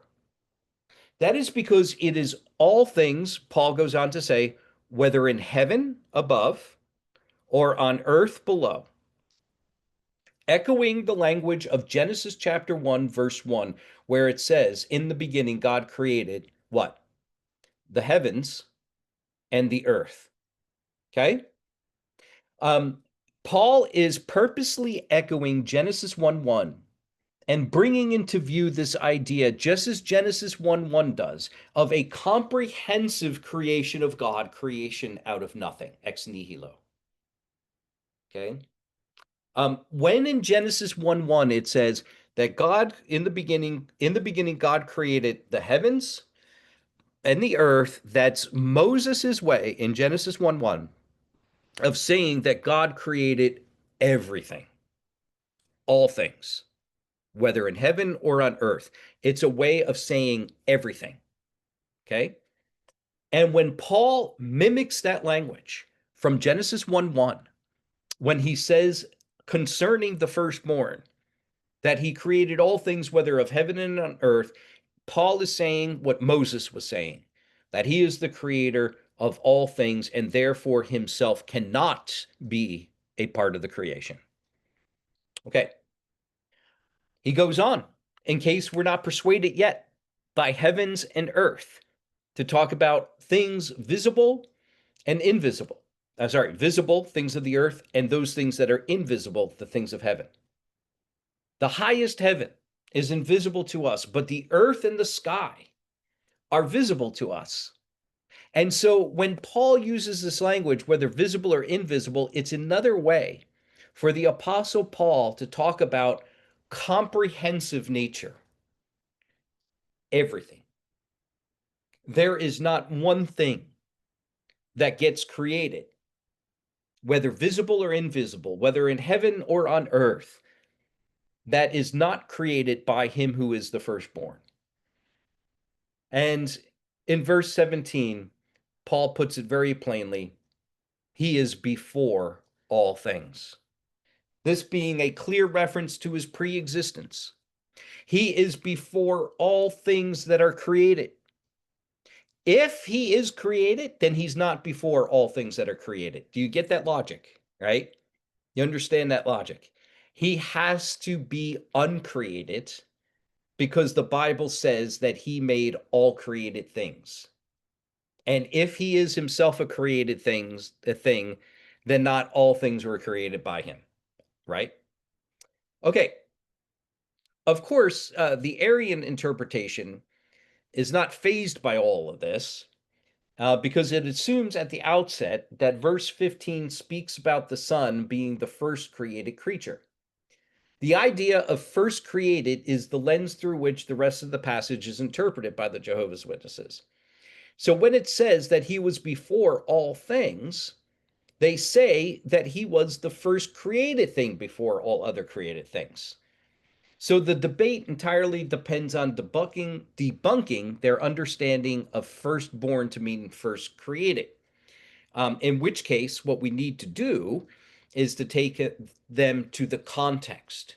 And even they do a fairly good job of translating the rest of that passage, because once they have established the interpretive lens on how to interpret the word firstborn, then everything else makes sense in light of that for them. So, but if you show them the context and then show that how the context prohibits their understanding of the word firstborn, then you can very easily debunk what it is that they have to say and what it is they think.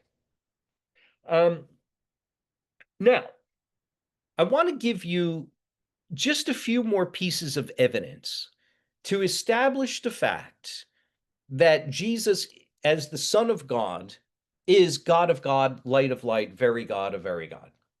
That his substance, the substance of the Son, is in fact divine substance. And this is what I want to, this is the evidence I want to give you. Think about the way that the Old Testament is fulfilled by Christ. For example, let me give you Isaiah chapter 53, verse 1 and following. This is what Isaiah 53 says, beginning in verse 1. Who has believed what he has heard from us, and to whom has the arm of the Lord been revealed? For he grew up before him like a young plant, and like a root out of dry ground. He had no form or majesty that we should look at him, and no beauty that we should desire him. And then when you compare that with John chapter 12, beginning in verse 36, it says this: when Jesus had said these things, he departed and hid himself from them.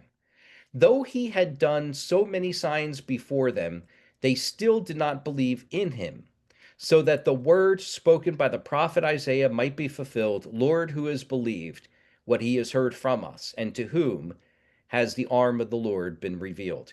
So if you compare Isaiah 53 and John 12, according to John, right, Jesus in that moment in his life fulfills that prophecy of Isaiah concerning the coming servant, suffering servant of the Lord.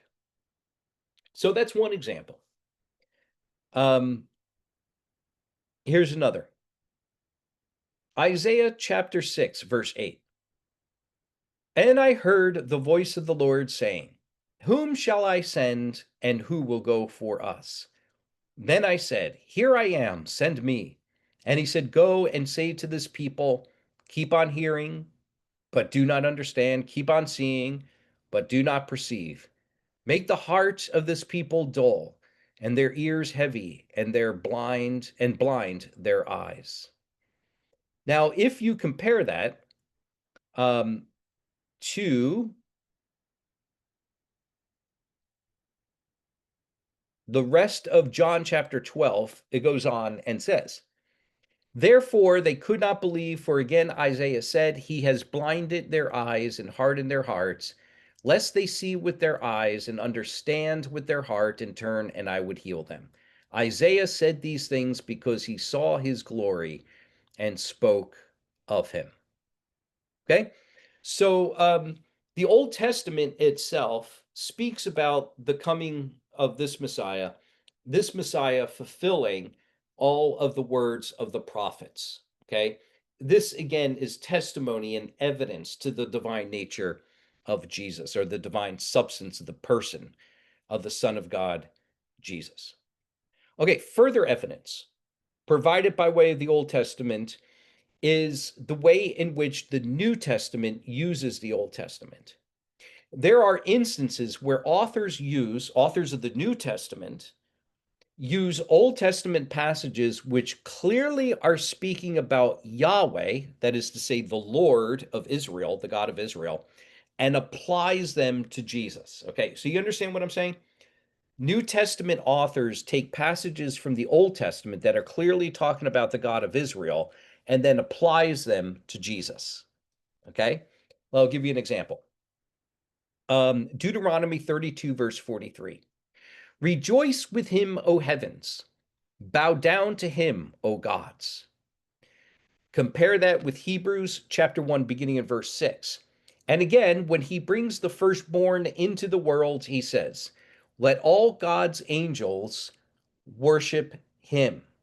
Of the angels, he says, he makes his angels winds and his ministers a flame of fire. But of the Son of God, he says, your throne, O God, is forever and ever. The scepter of your uprightness is the scepter of your kingdom, which is a citation now of Psalm 45. So in Hebrews 1, you've got within that just singular chapter, you have a reference to Deuteronomy 32, verse 43, Psalm 45, and Psalm 102. And all of those passages are referring to God, the God of Israel. The author to the Hebrews takes those passages and applies them to Jesus, okay? As if to say, and he is saying, that the God of Israel is Jesus Christ, okay? So that establishes, that's further evidence to show the divine nature or the divine substance of the Son of God who became flesh in the person of Jesus Christ. Okay, any questions or comments? Rocky, do we want to keep pressing on or do we want to take our break now? What are your thoughts?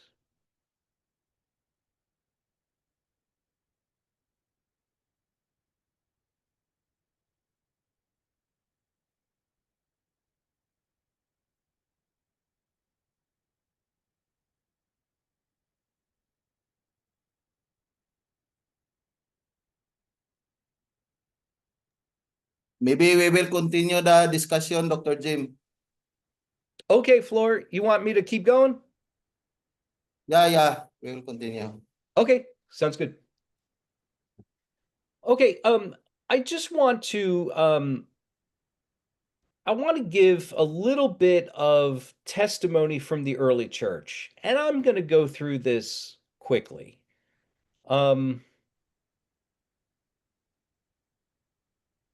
Yeah, let's do this. I think this is important. I think it's really important for our interpretation of the New Testament and understanding the divine nature of Jesus, for us to talk about how the church and how the most respected Orthodox theologians of the church testified to the divine nature of Jesus. Okay.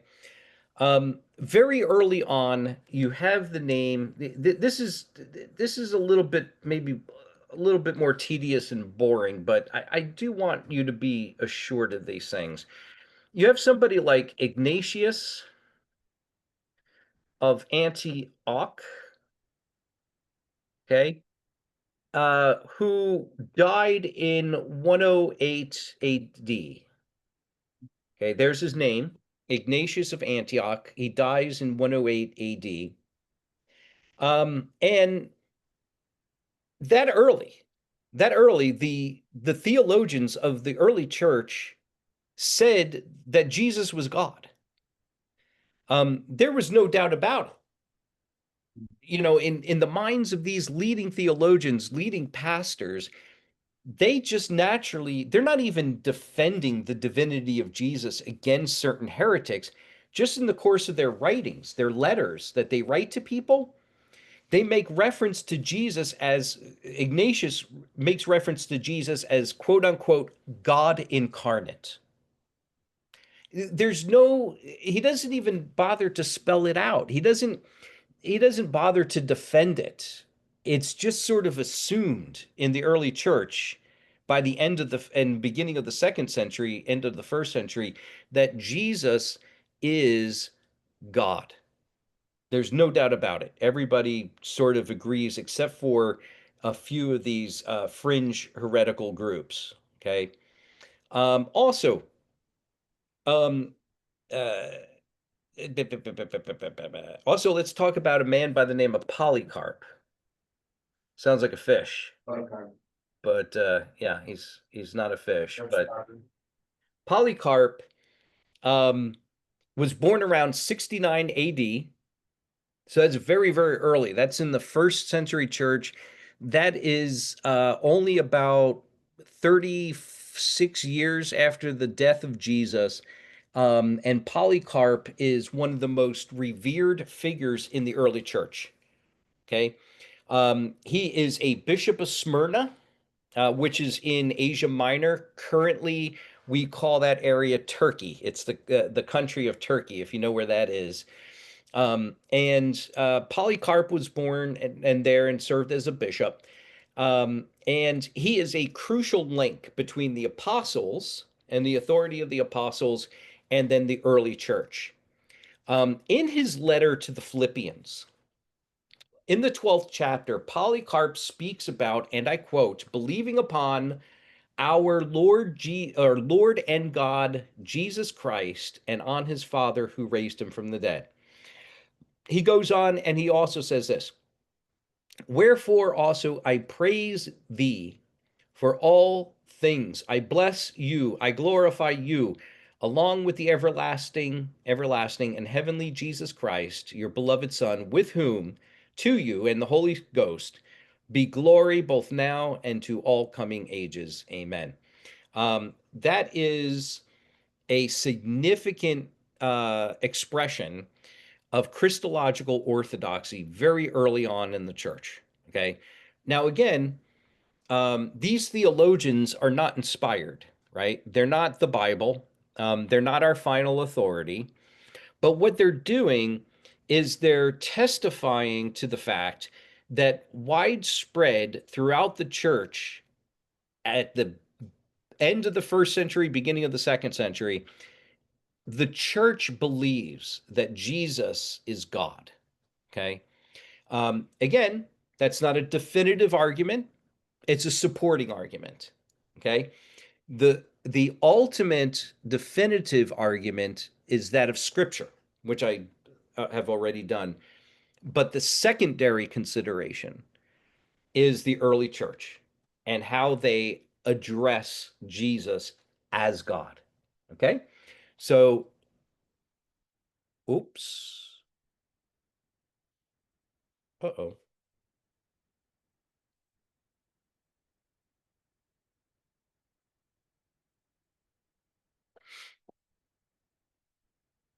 I think we got dropped.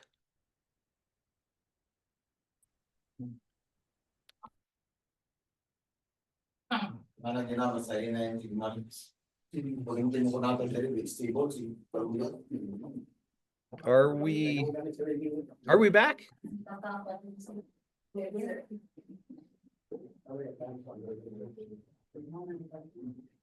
All right, can you guys hear me okay? Sure, we are back, Dr. Jim. Okay. We are Okay, back. cool. Cool, thank you. Okay, great. So again, you know, these are testimonies to what the early apostles believed about Jesus. Okay. Also, there's a host of others. I don't think we really need to go through all of them, but I've got a list of theologians that are going on in the early church, second century, mid-second century, theologians that all say the same thing about Jesus. It just goes on and on and on. It's universal. I mean, again, you do have fringe groups, groups that deny the divinity of Jesus, but they're not common. Okay. But I do want to draw your attention to a very important document. And this document is called the Athanasian Creed. Okay. I think Pastor Rocky will be able to issue you guys a copy of the Athanasian Creed. I'm sure he has it somewhere. But you should read it. I think it's a very, very important early church document. The creed is called Athanasian because it's named after an early church theologian by the name of Athanasius. Now, Athanasius is not the one who actually wrote the creed, so it's a little confusing. They named the creed after him, but he didn't write it.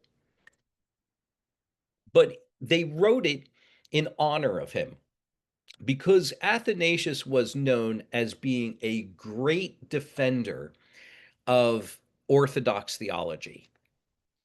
Okay. This creed, the Athanasian Creed, stands as an expanded edition of the Nicene Creed. So if you look at the Nicene Creed, it's sort of short, all fits on one page. Athanasian Creed's a lot longer, usually goes over to a second page. But what the Athanasian Creed does is even more clearly than the Nicene Creed, gives equal ultimacy of the singular divine essence and the multiplicity of the persons. What do I mean by that? It does this. It says it's just as important to affirm the one divine God, the one divine nature, as it is to affirm the individual persons of that one divine nature. Okay? So essence and persons are most important, equally so. In theology, you have to affirm both of those things equally in order to have good Christology, in order to have good theology, in order to have good doctrine of the Holy Spirit. Okay? It is as important to affirm the one as it is to affirm the three, and to affirm both of them at the same time, but not in the same way, right? So, this we go over this in our Doctrine of God class, okay, about the Trinity. And we talked about this in our conference before when we were going over the doctrine of the Trinity. But the thing about the Trinity is that you have at the same time 3 in 1, but not 3 in 1 in the same way. Okay. We have one divine substance within which there are 3 distinct persons that share fully in that one substance. Okay. So it's better for us to even say than the way in which I just said it, that we have one divine substance who is at the same time 3 distinct persons. And that's what the Athanasian Creed does so well. It explains the nature of the person of the Son. The Son, according to the Athanasian Creed, is eternally begotten of the Father alone, in other words, not also from the Spirit. The Son, however, being begotten, is not made. Okay, so that's an important distinction for us to understand Christology properly. Okay, understand the distinction between begotten and made. Okay, you can be begotten without being created. Okay, the Son, S-O-N, the Son is begotten of the Father, but he is not made by the Father. And that begottenness is eternal. And it's eternal such that, as eternal, it had no beginning and it has no end. Okay? I mean, this is mystery stuff, like mind-blowing, right? You have a person who is begotten of a Father, and yet that begottenness happened before all worlds, in eternity past, when there was no succession of time. Okay? So the Son always was begotten of the Father. There never was a time when the Son was not begotten of the Father. And there never will be a time when the Son is not begotten of the Father. He is begotten of the Father, was begotten of the Father, always will be begotten of the Father. Okay? So that's important for us to recognize, and the Athanasian Creed asserts it very clearly. Let me give you just one quote from the Athanasian Creed. This is pretty well stated. The Father was neither made nor created, nor begotten from anyone. The Son was neither made nor created. He was begotten from the Father alone. Now, all of these ideas will get their further expression throughout the Middle Ages, and especially from theologians like Bonaventure, Thomas Aquinas, and so forth and so on. The Athanasian Creed, the Nicene Creed are all very foundational to the rest of the history of Orthodox Christology. So again, let me urge you, read the Athanasian Creed and read the Nicene Creed as well, if you haven't already. And if you haven't already, I would also urge you to make use of the Nicene Creed in your worship services on church, at church on Sundays. We do that here. We alternate between Athanasian and Chalcedon and Nicaea and the Apostles' Creed. And it's great because week after week we recite it as a congregation, and it really helps the church to grasp these wonderful expressions of who Jesus is. So very, very important. And I would urge you to consider using those creeds in your worship services on the Lord's Day. And perhaps even use them as a starting place for Sunday school or for teaching and instruction, so you could teach your folks about the wonderful truths of Christian orthodoxy. Okay, so we've already discussed the Nicene Creed. We've already discussed Constantinople, and we'll return to discuss the Council of Chalcedon when we get to the Son of God as incarnate. So there's another council, ecumenical council. It's very important, the Council of Chalcedon. And Chalcedonian Christology is very important, and we'll get to that as we talk about the Son of God as incarnate. So remember where we are, right? We're moving from talking about the Son of God as eternal, the pre-existent Son of God, to later on we'll talk about his incarnation, when he becomes man and dwells in and among us. Okay. Rocky, what time are we planning on going to before you break for lunch? I don't know if you, I just want to keep an eye on the clock.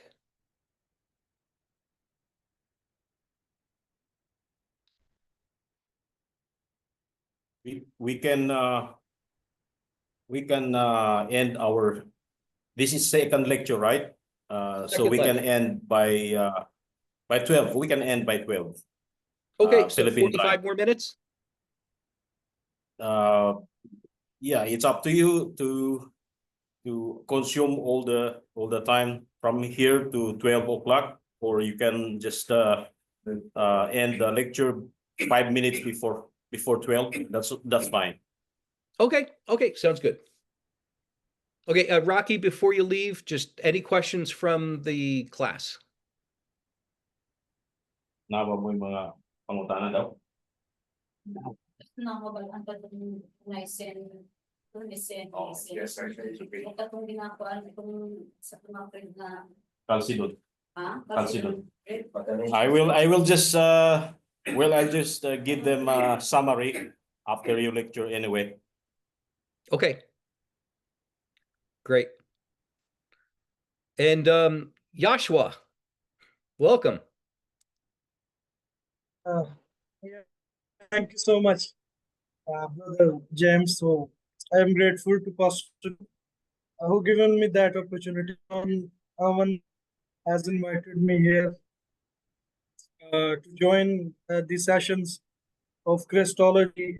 I am grateful to you that you are sharing a wonderful thoughts and sharing historical things and a historical background, how we can learn through the needs, and how can we learn from the early fathers, which you are sharing today about them. And I am here today and tomorrow. I will attend these classes so I could be fruitful to our Pakistan Christian and the leadership, as well as Pastor John is also helping us. Wonderful. Thank you. That's great. Welcome.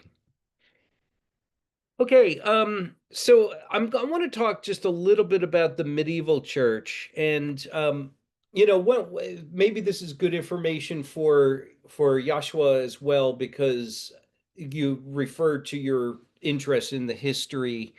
The This is what I'm doing here is I'm taking a class that I had taught for Heidelberg Seminary in the Philippines, and I'm condensing it somewhat shorter because we don't have all the time in 2 days to do what I did in 12 weeks, and try to condense it. So I'm giving a brief overview of what I did with Heidelberg Seminary, and that means that I'm not laying out all the detail of the history stuff that I gave in that class.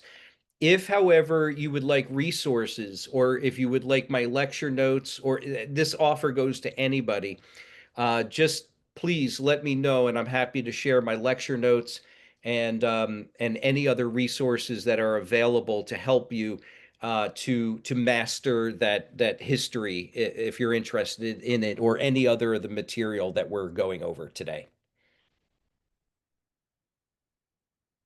Okay. Let's just talk briefly here about the testimony of the medieval church. So,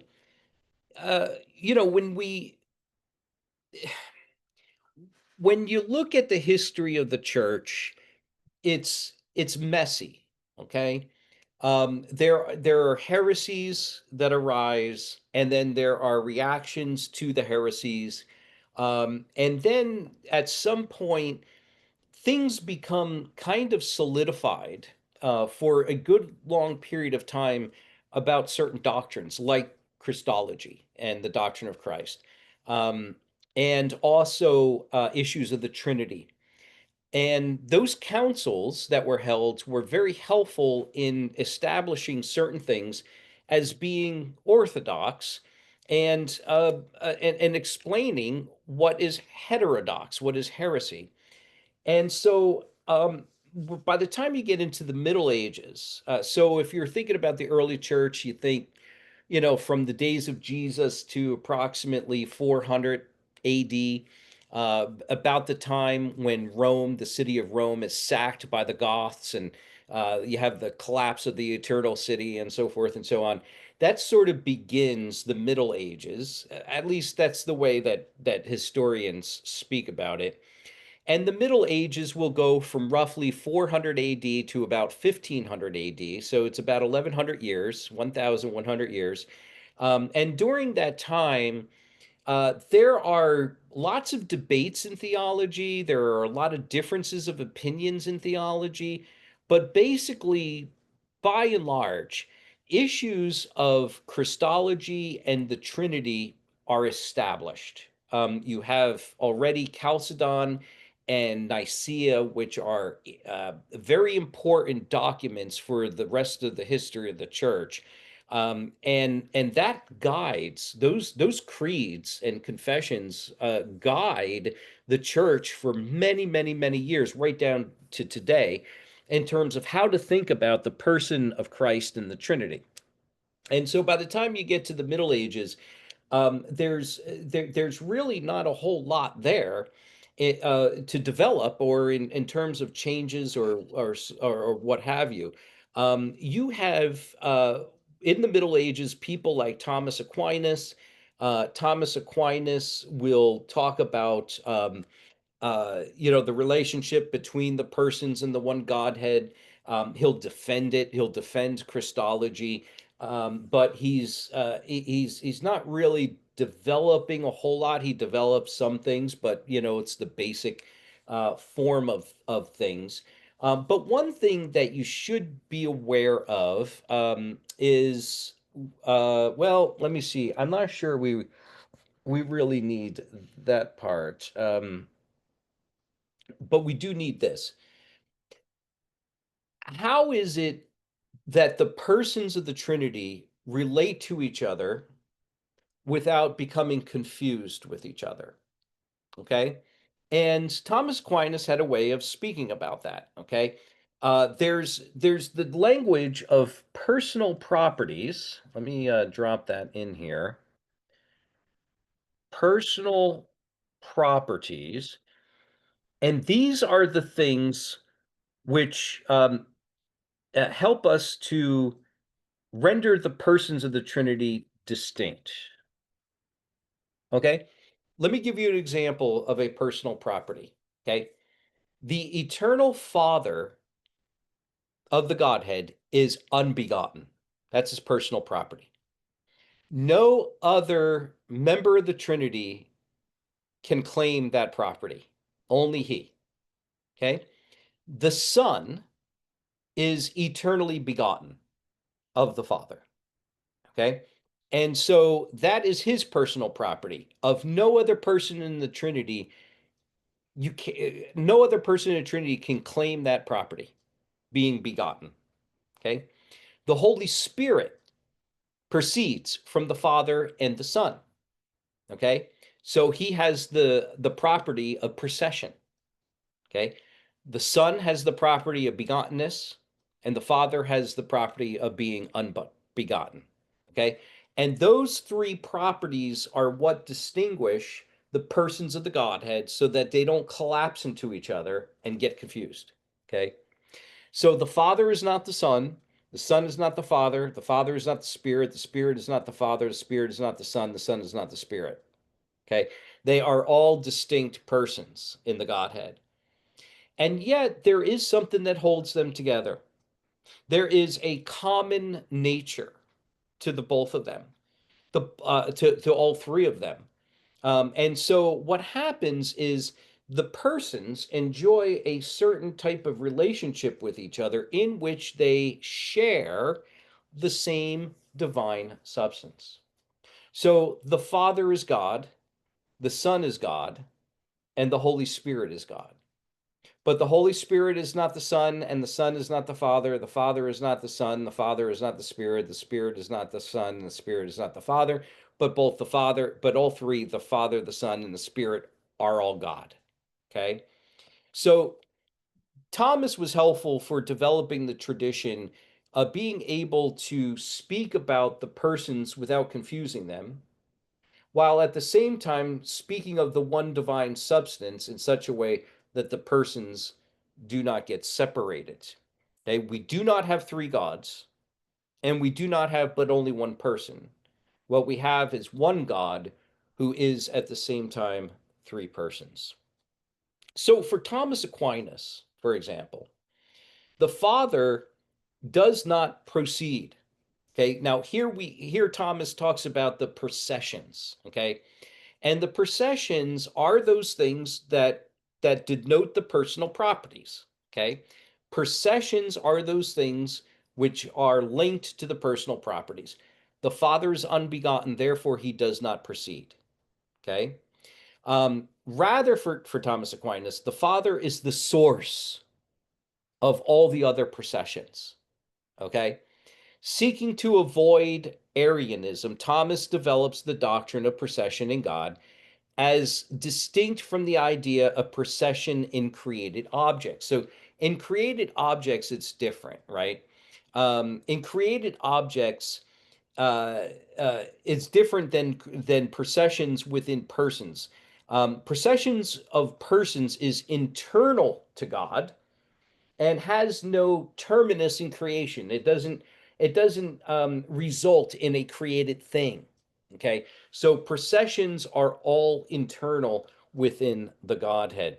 So the Son proceeds from the Father eternally. He is begotten of the Father eternally, but is not made. He's not created. He doesn't have a terminus in creation. So for Thomas, generation, that is to say, the generation of the Son from the Father, is a form of procession and is said only of the Son. Only the Son proceeds in such a way that he is generated from the Father. He is begotten of the Father. And those two words, begotten and generated, are interchangeable. They can be swapped one for another. In this way, then, the medieval tradition understood the language of Nicaea, God of God and light of light, very God of very God, as denoting the idea that the Father is the source and origin of both the personhood and the essence of the Son and the Spirit. There is here then a derivation of the Son's divine nature and processional property in the act of eternal generation. That's going to become important later when we talk about the way in which Calvin modifies Christology, how he modifies how the Son relates to the Father. Okay, we'll talk about that in a little bit.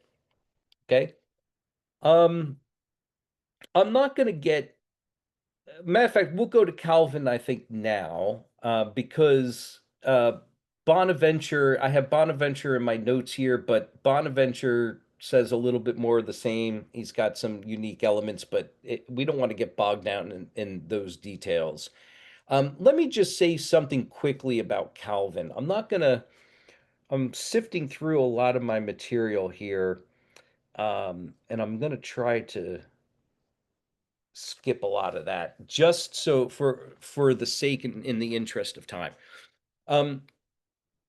Let me tell you about Calvin and why he's important. Okay, how many people here are aware of John Calvin?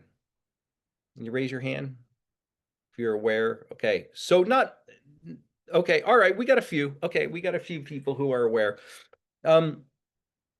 I'm just going to do a little brief intro to who he is and then talk about his Christology. Okay. And I trust that you'll see where I'm going with all of this. Why I'm bothering with the different theologians and the history and so forth and so on. And if I'll try to flesh it out a little bit later. But I think so. John Calvin is a reformer, right? He is born and raised and grows up and dies all within the course of the 16th century. He's French. He's French Swiss. So if you know anything about Switzerland, Switzerland is kind of divided up in these different what they call cantons. And depending on where in Switzerland you are, Switzerland is surrounded by different countries. And depending on where you are, your language or heritage is going to be different. So there are some who are Swiss Italians, Swiss German. The Swiss Germans are sort of on the north part of Switzerland. And then you have the Swiss French, which are on the eastern or western front of Switzerland, where Geneva is. So Geneva is in Switzerland, a great city, the great city of Geneva.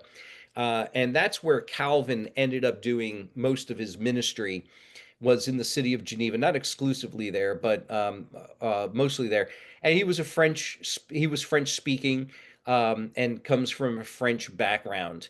And so anyway, John Calvin was known for many things, but he is the mastermind of the Reformed aspect of the Protestant Reformation. So in the Protestant Reformation, you have at least three types of reforms that are going on. You have basically the Anabaptist movement, which we're not going to get into here. And then you have the Magisterial Reformation, which is broken up into two groups, the Reformed and the Lutheran. And of course, the Lutheran followed the teachings of the great reformer Martin Luther. But Martin Luther and the Lutherans did not see everything the same way as Calvin and the Reformed. And of course, Calvin becomes influential in not just Geneva, not just Switzerland, but also in Germany, in France, in the Netherlands, and of course in the British Isles, most prominently Scotland, through John Knox. And John Knox was a a theologian, a Scottish theologian who spent time in Geneva and brought Calvin's teachings back to Scotland. And they became basically the sum and the substance of the doctrine of the Church of Scotland. Anyway, Calvin, though, is the mastermind of what we call the Reformed faith, okay? And so if you hear the word Calvinism, if you hear the word Reformed, generally they're kind of understood as overlapping and being the same approach to theology. And so Calvin was quite instrumental in systematizing the Christian faith along Protestant lines, right? So basically what he does is say, okay, we got a theological mess here going on in the medieval church, and we need a new theology along the lines of the principles of the Reformation, which extending back to the early church will recover orthodoxy going all the way back to the apostles. Okay. And that's what he did. He wrote 2-volume book called The Institutes of the Christian Religion. And in that, in that, what becomes of special interest to us is the idea of his Christology. How is it that Calvin changed Christology? And I'm gonna share this with you because I think it's important and it's good for you to be aware of and to know. So I'm gonna share this with you. Calvin reacted and responded to the medieval approach to the eternal nature of the Son of God, not the eternal nature of the Son of God, the eternal understanding the eternal nature of the Son of God relative to the Father. Let me explain. In the Middle Ages, as we said before, what I had mentioned is that for Thomas Aquinas and for the Middle Ages, the Father becomes the source, is the source of the Son's personhood, the fact that he is begotten and he is Son, is the source of his personhood and the source of his nature as being divine. Okay, so for Thomas, the Father communicates personhood and divine nature to the Son. So the Son is dependent upon the Father for his divine nature. And Calvin didn't think that that was the best way to put it, because what that does is it introduces a kind of hierarchy within the Godhead, right?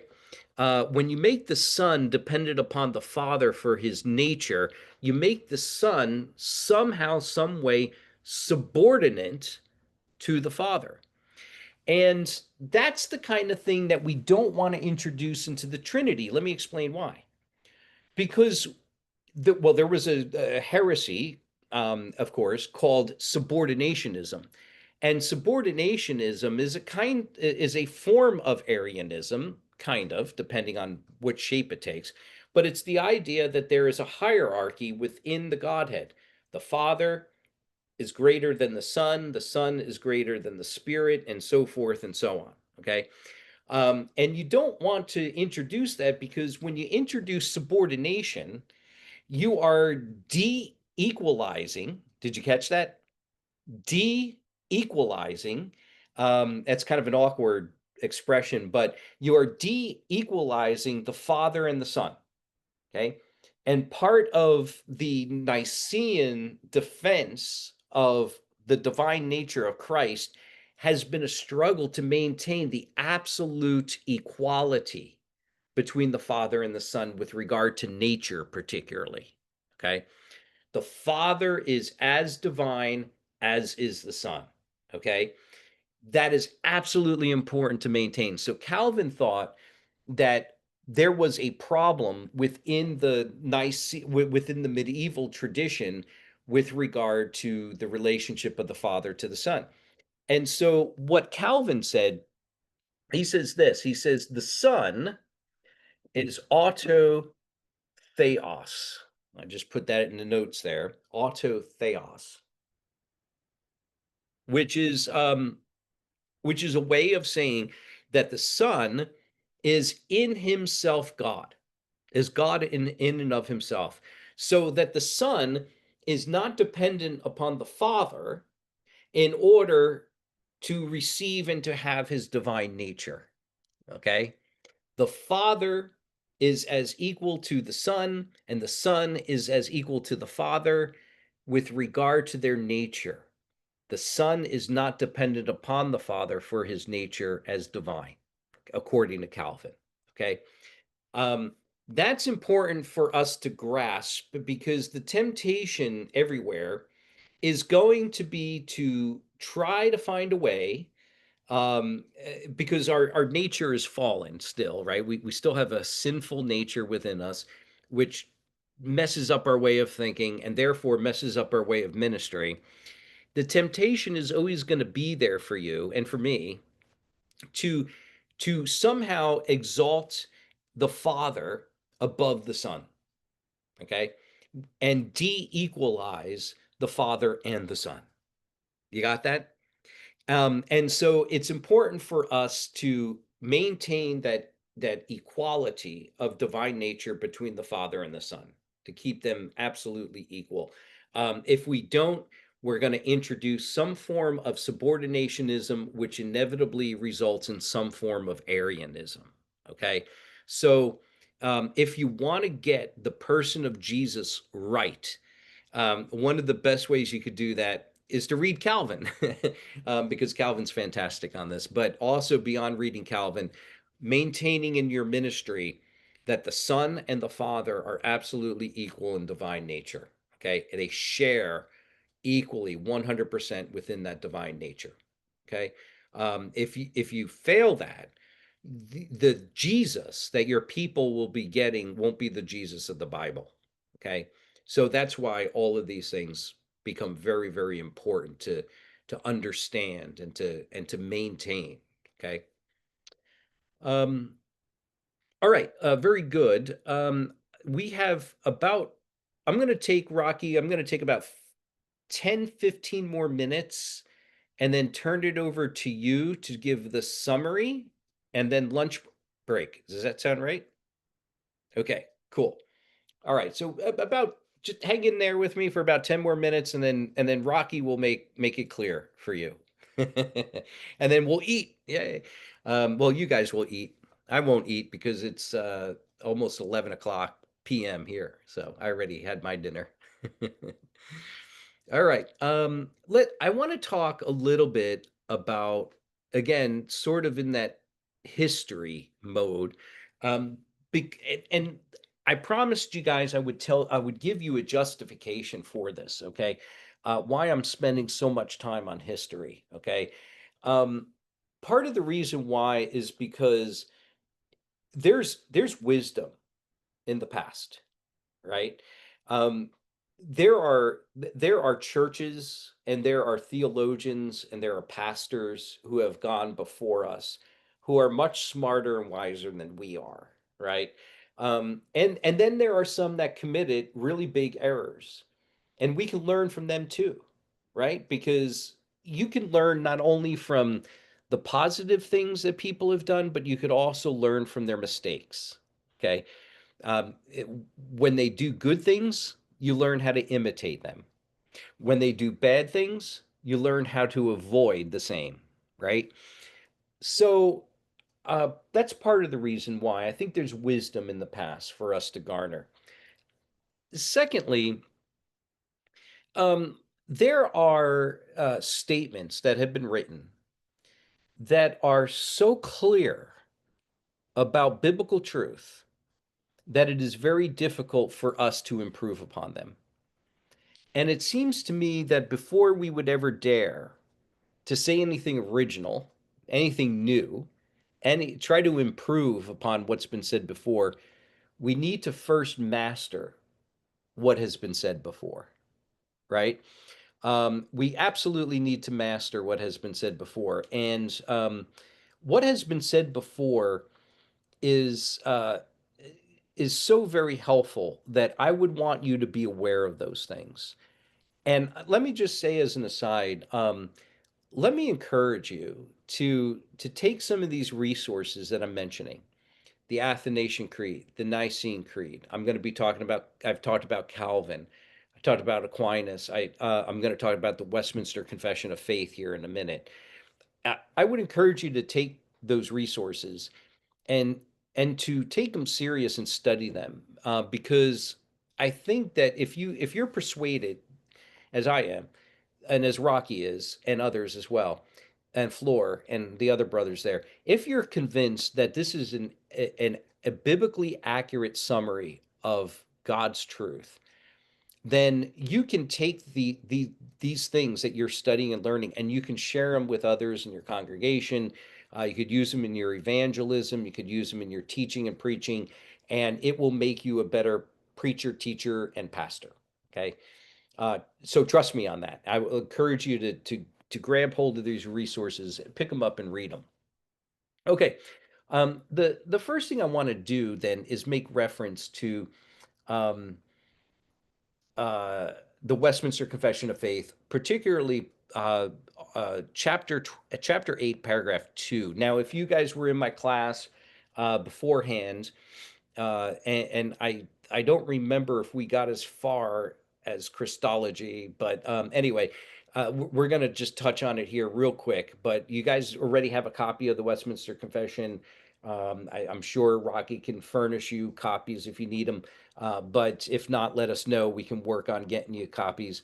But the Westminster Confession, chapter 8, paragraph 2 says this: the Son of God, the second person in the Trinity, being very and eternal God, of one substance and equal with the Father, is a confessional statement that is so simple and yet so helpful. The Son of God is very and eternal God, of one substance, equal with the Father. That is a profound statement that so many heretics have failed to make in the past. I think that it's statements like that that can become quite powerful lessons for the church today. Rocky, are we still connected? Yes, yes. We're still connected. Okay, great, because the video dropped out for me. Okay. I want to share another one with you. Westminster Larger Catechism, question 9. Okay. Question 9 of the Westminster Larger Catechism says this: how many persons are there in the Godhead? There, and this is the answer the Catechism gives: there be 3 persons in the Godhead, the Father, the Son, and the Holy Ghost. And these 3 are one true, eternal God, the same in substance, equal in power and glory, although distinguished by their personal properties. Okay, that is, let me just tell you, those 4 lines, Westminster Larger Catechism, question 9, that is a summary of 2,000 years of Christology and Trinitarian theology. Okay, but think about just the Christology part of this, where he talks about the eternal Son of God. Who is the Son of God? It gives us the answer, right? The Son of God is the one true and eternal God, who is the same in substance, equal in power and glory with both the Father and the Spirit, although sharing that full divinity, yet is distinct by way of his personal properties. Okay, I mean, it's everything from Nicaea to Chalcedon to the Athanasian Creed, Thomas Aquinas, the Middle Ages, right up through the Reformation, John Calvin himself. All of that wisdom through the years summarized in these 4 lines found here in the Westminster Larger Catechism. So it is something to behold. It is something to note that the Orthodox Christian Church, even though we understand that there are great differences among different denominations, great differences between Reformed and Lutheran, Roman Catholic, Eastern Orthodox, so forth and so on.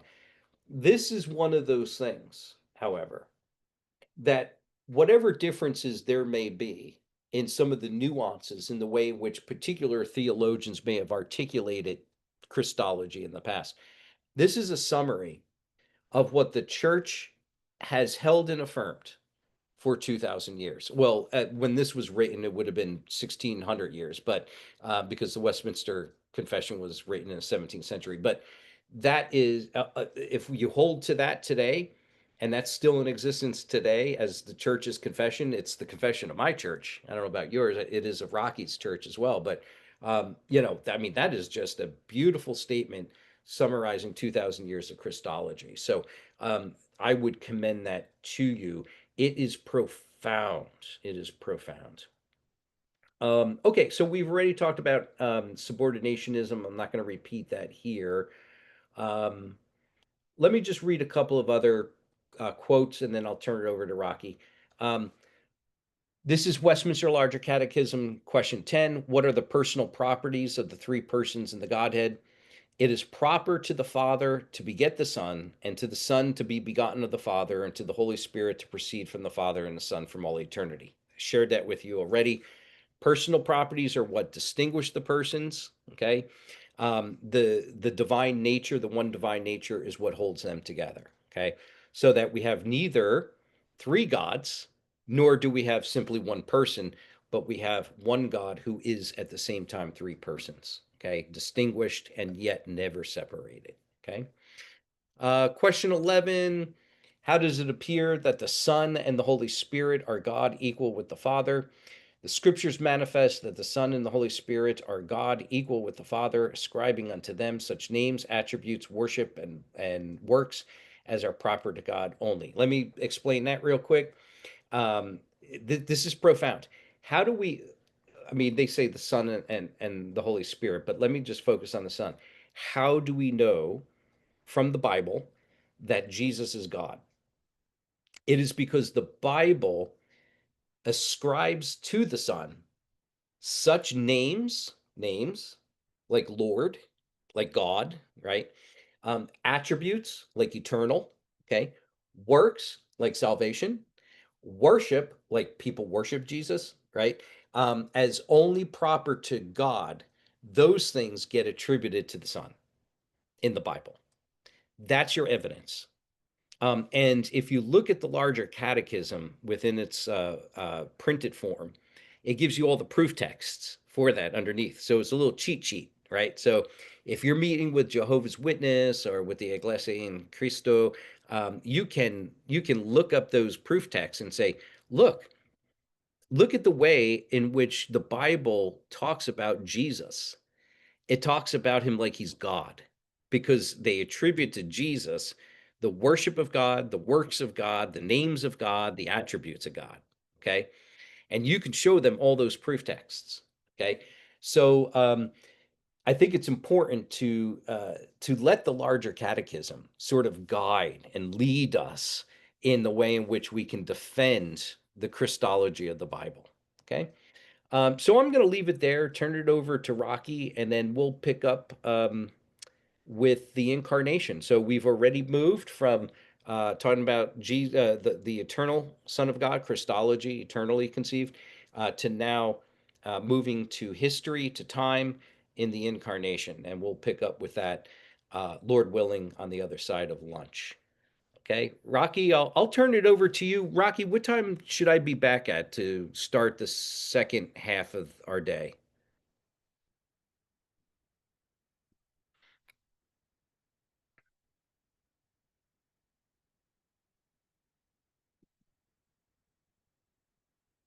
Pastor Rocky is on that side, so maybe we will take time until 1 o'clock, maybe 1 hour. Okay, I have here 1:30. So I'll tell you what, why don't Floor, would you be happy to instruct the guys to come back in from lunch at 1:15 to let Pastor Rocky summarize my last lecture? And then I'll be Okay, back okay. online at 1:30 to continue my teaching, okay? Okay, Dr. Jim. Copy.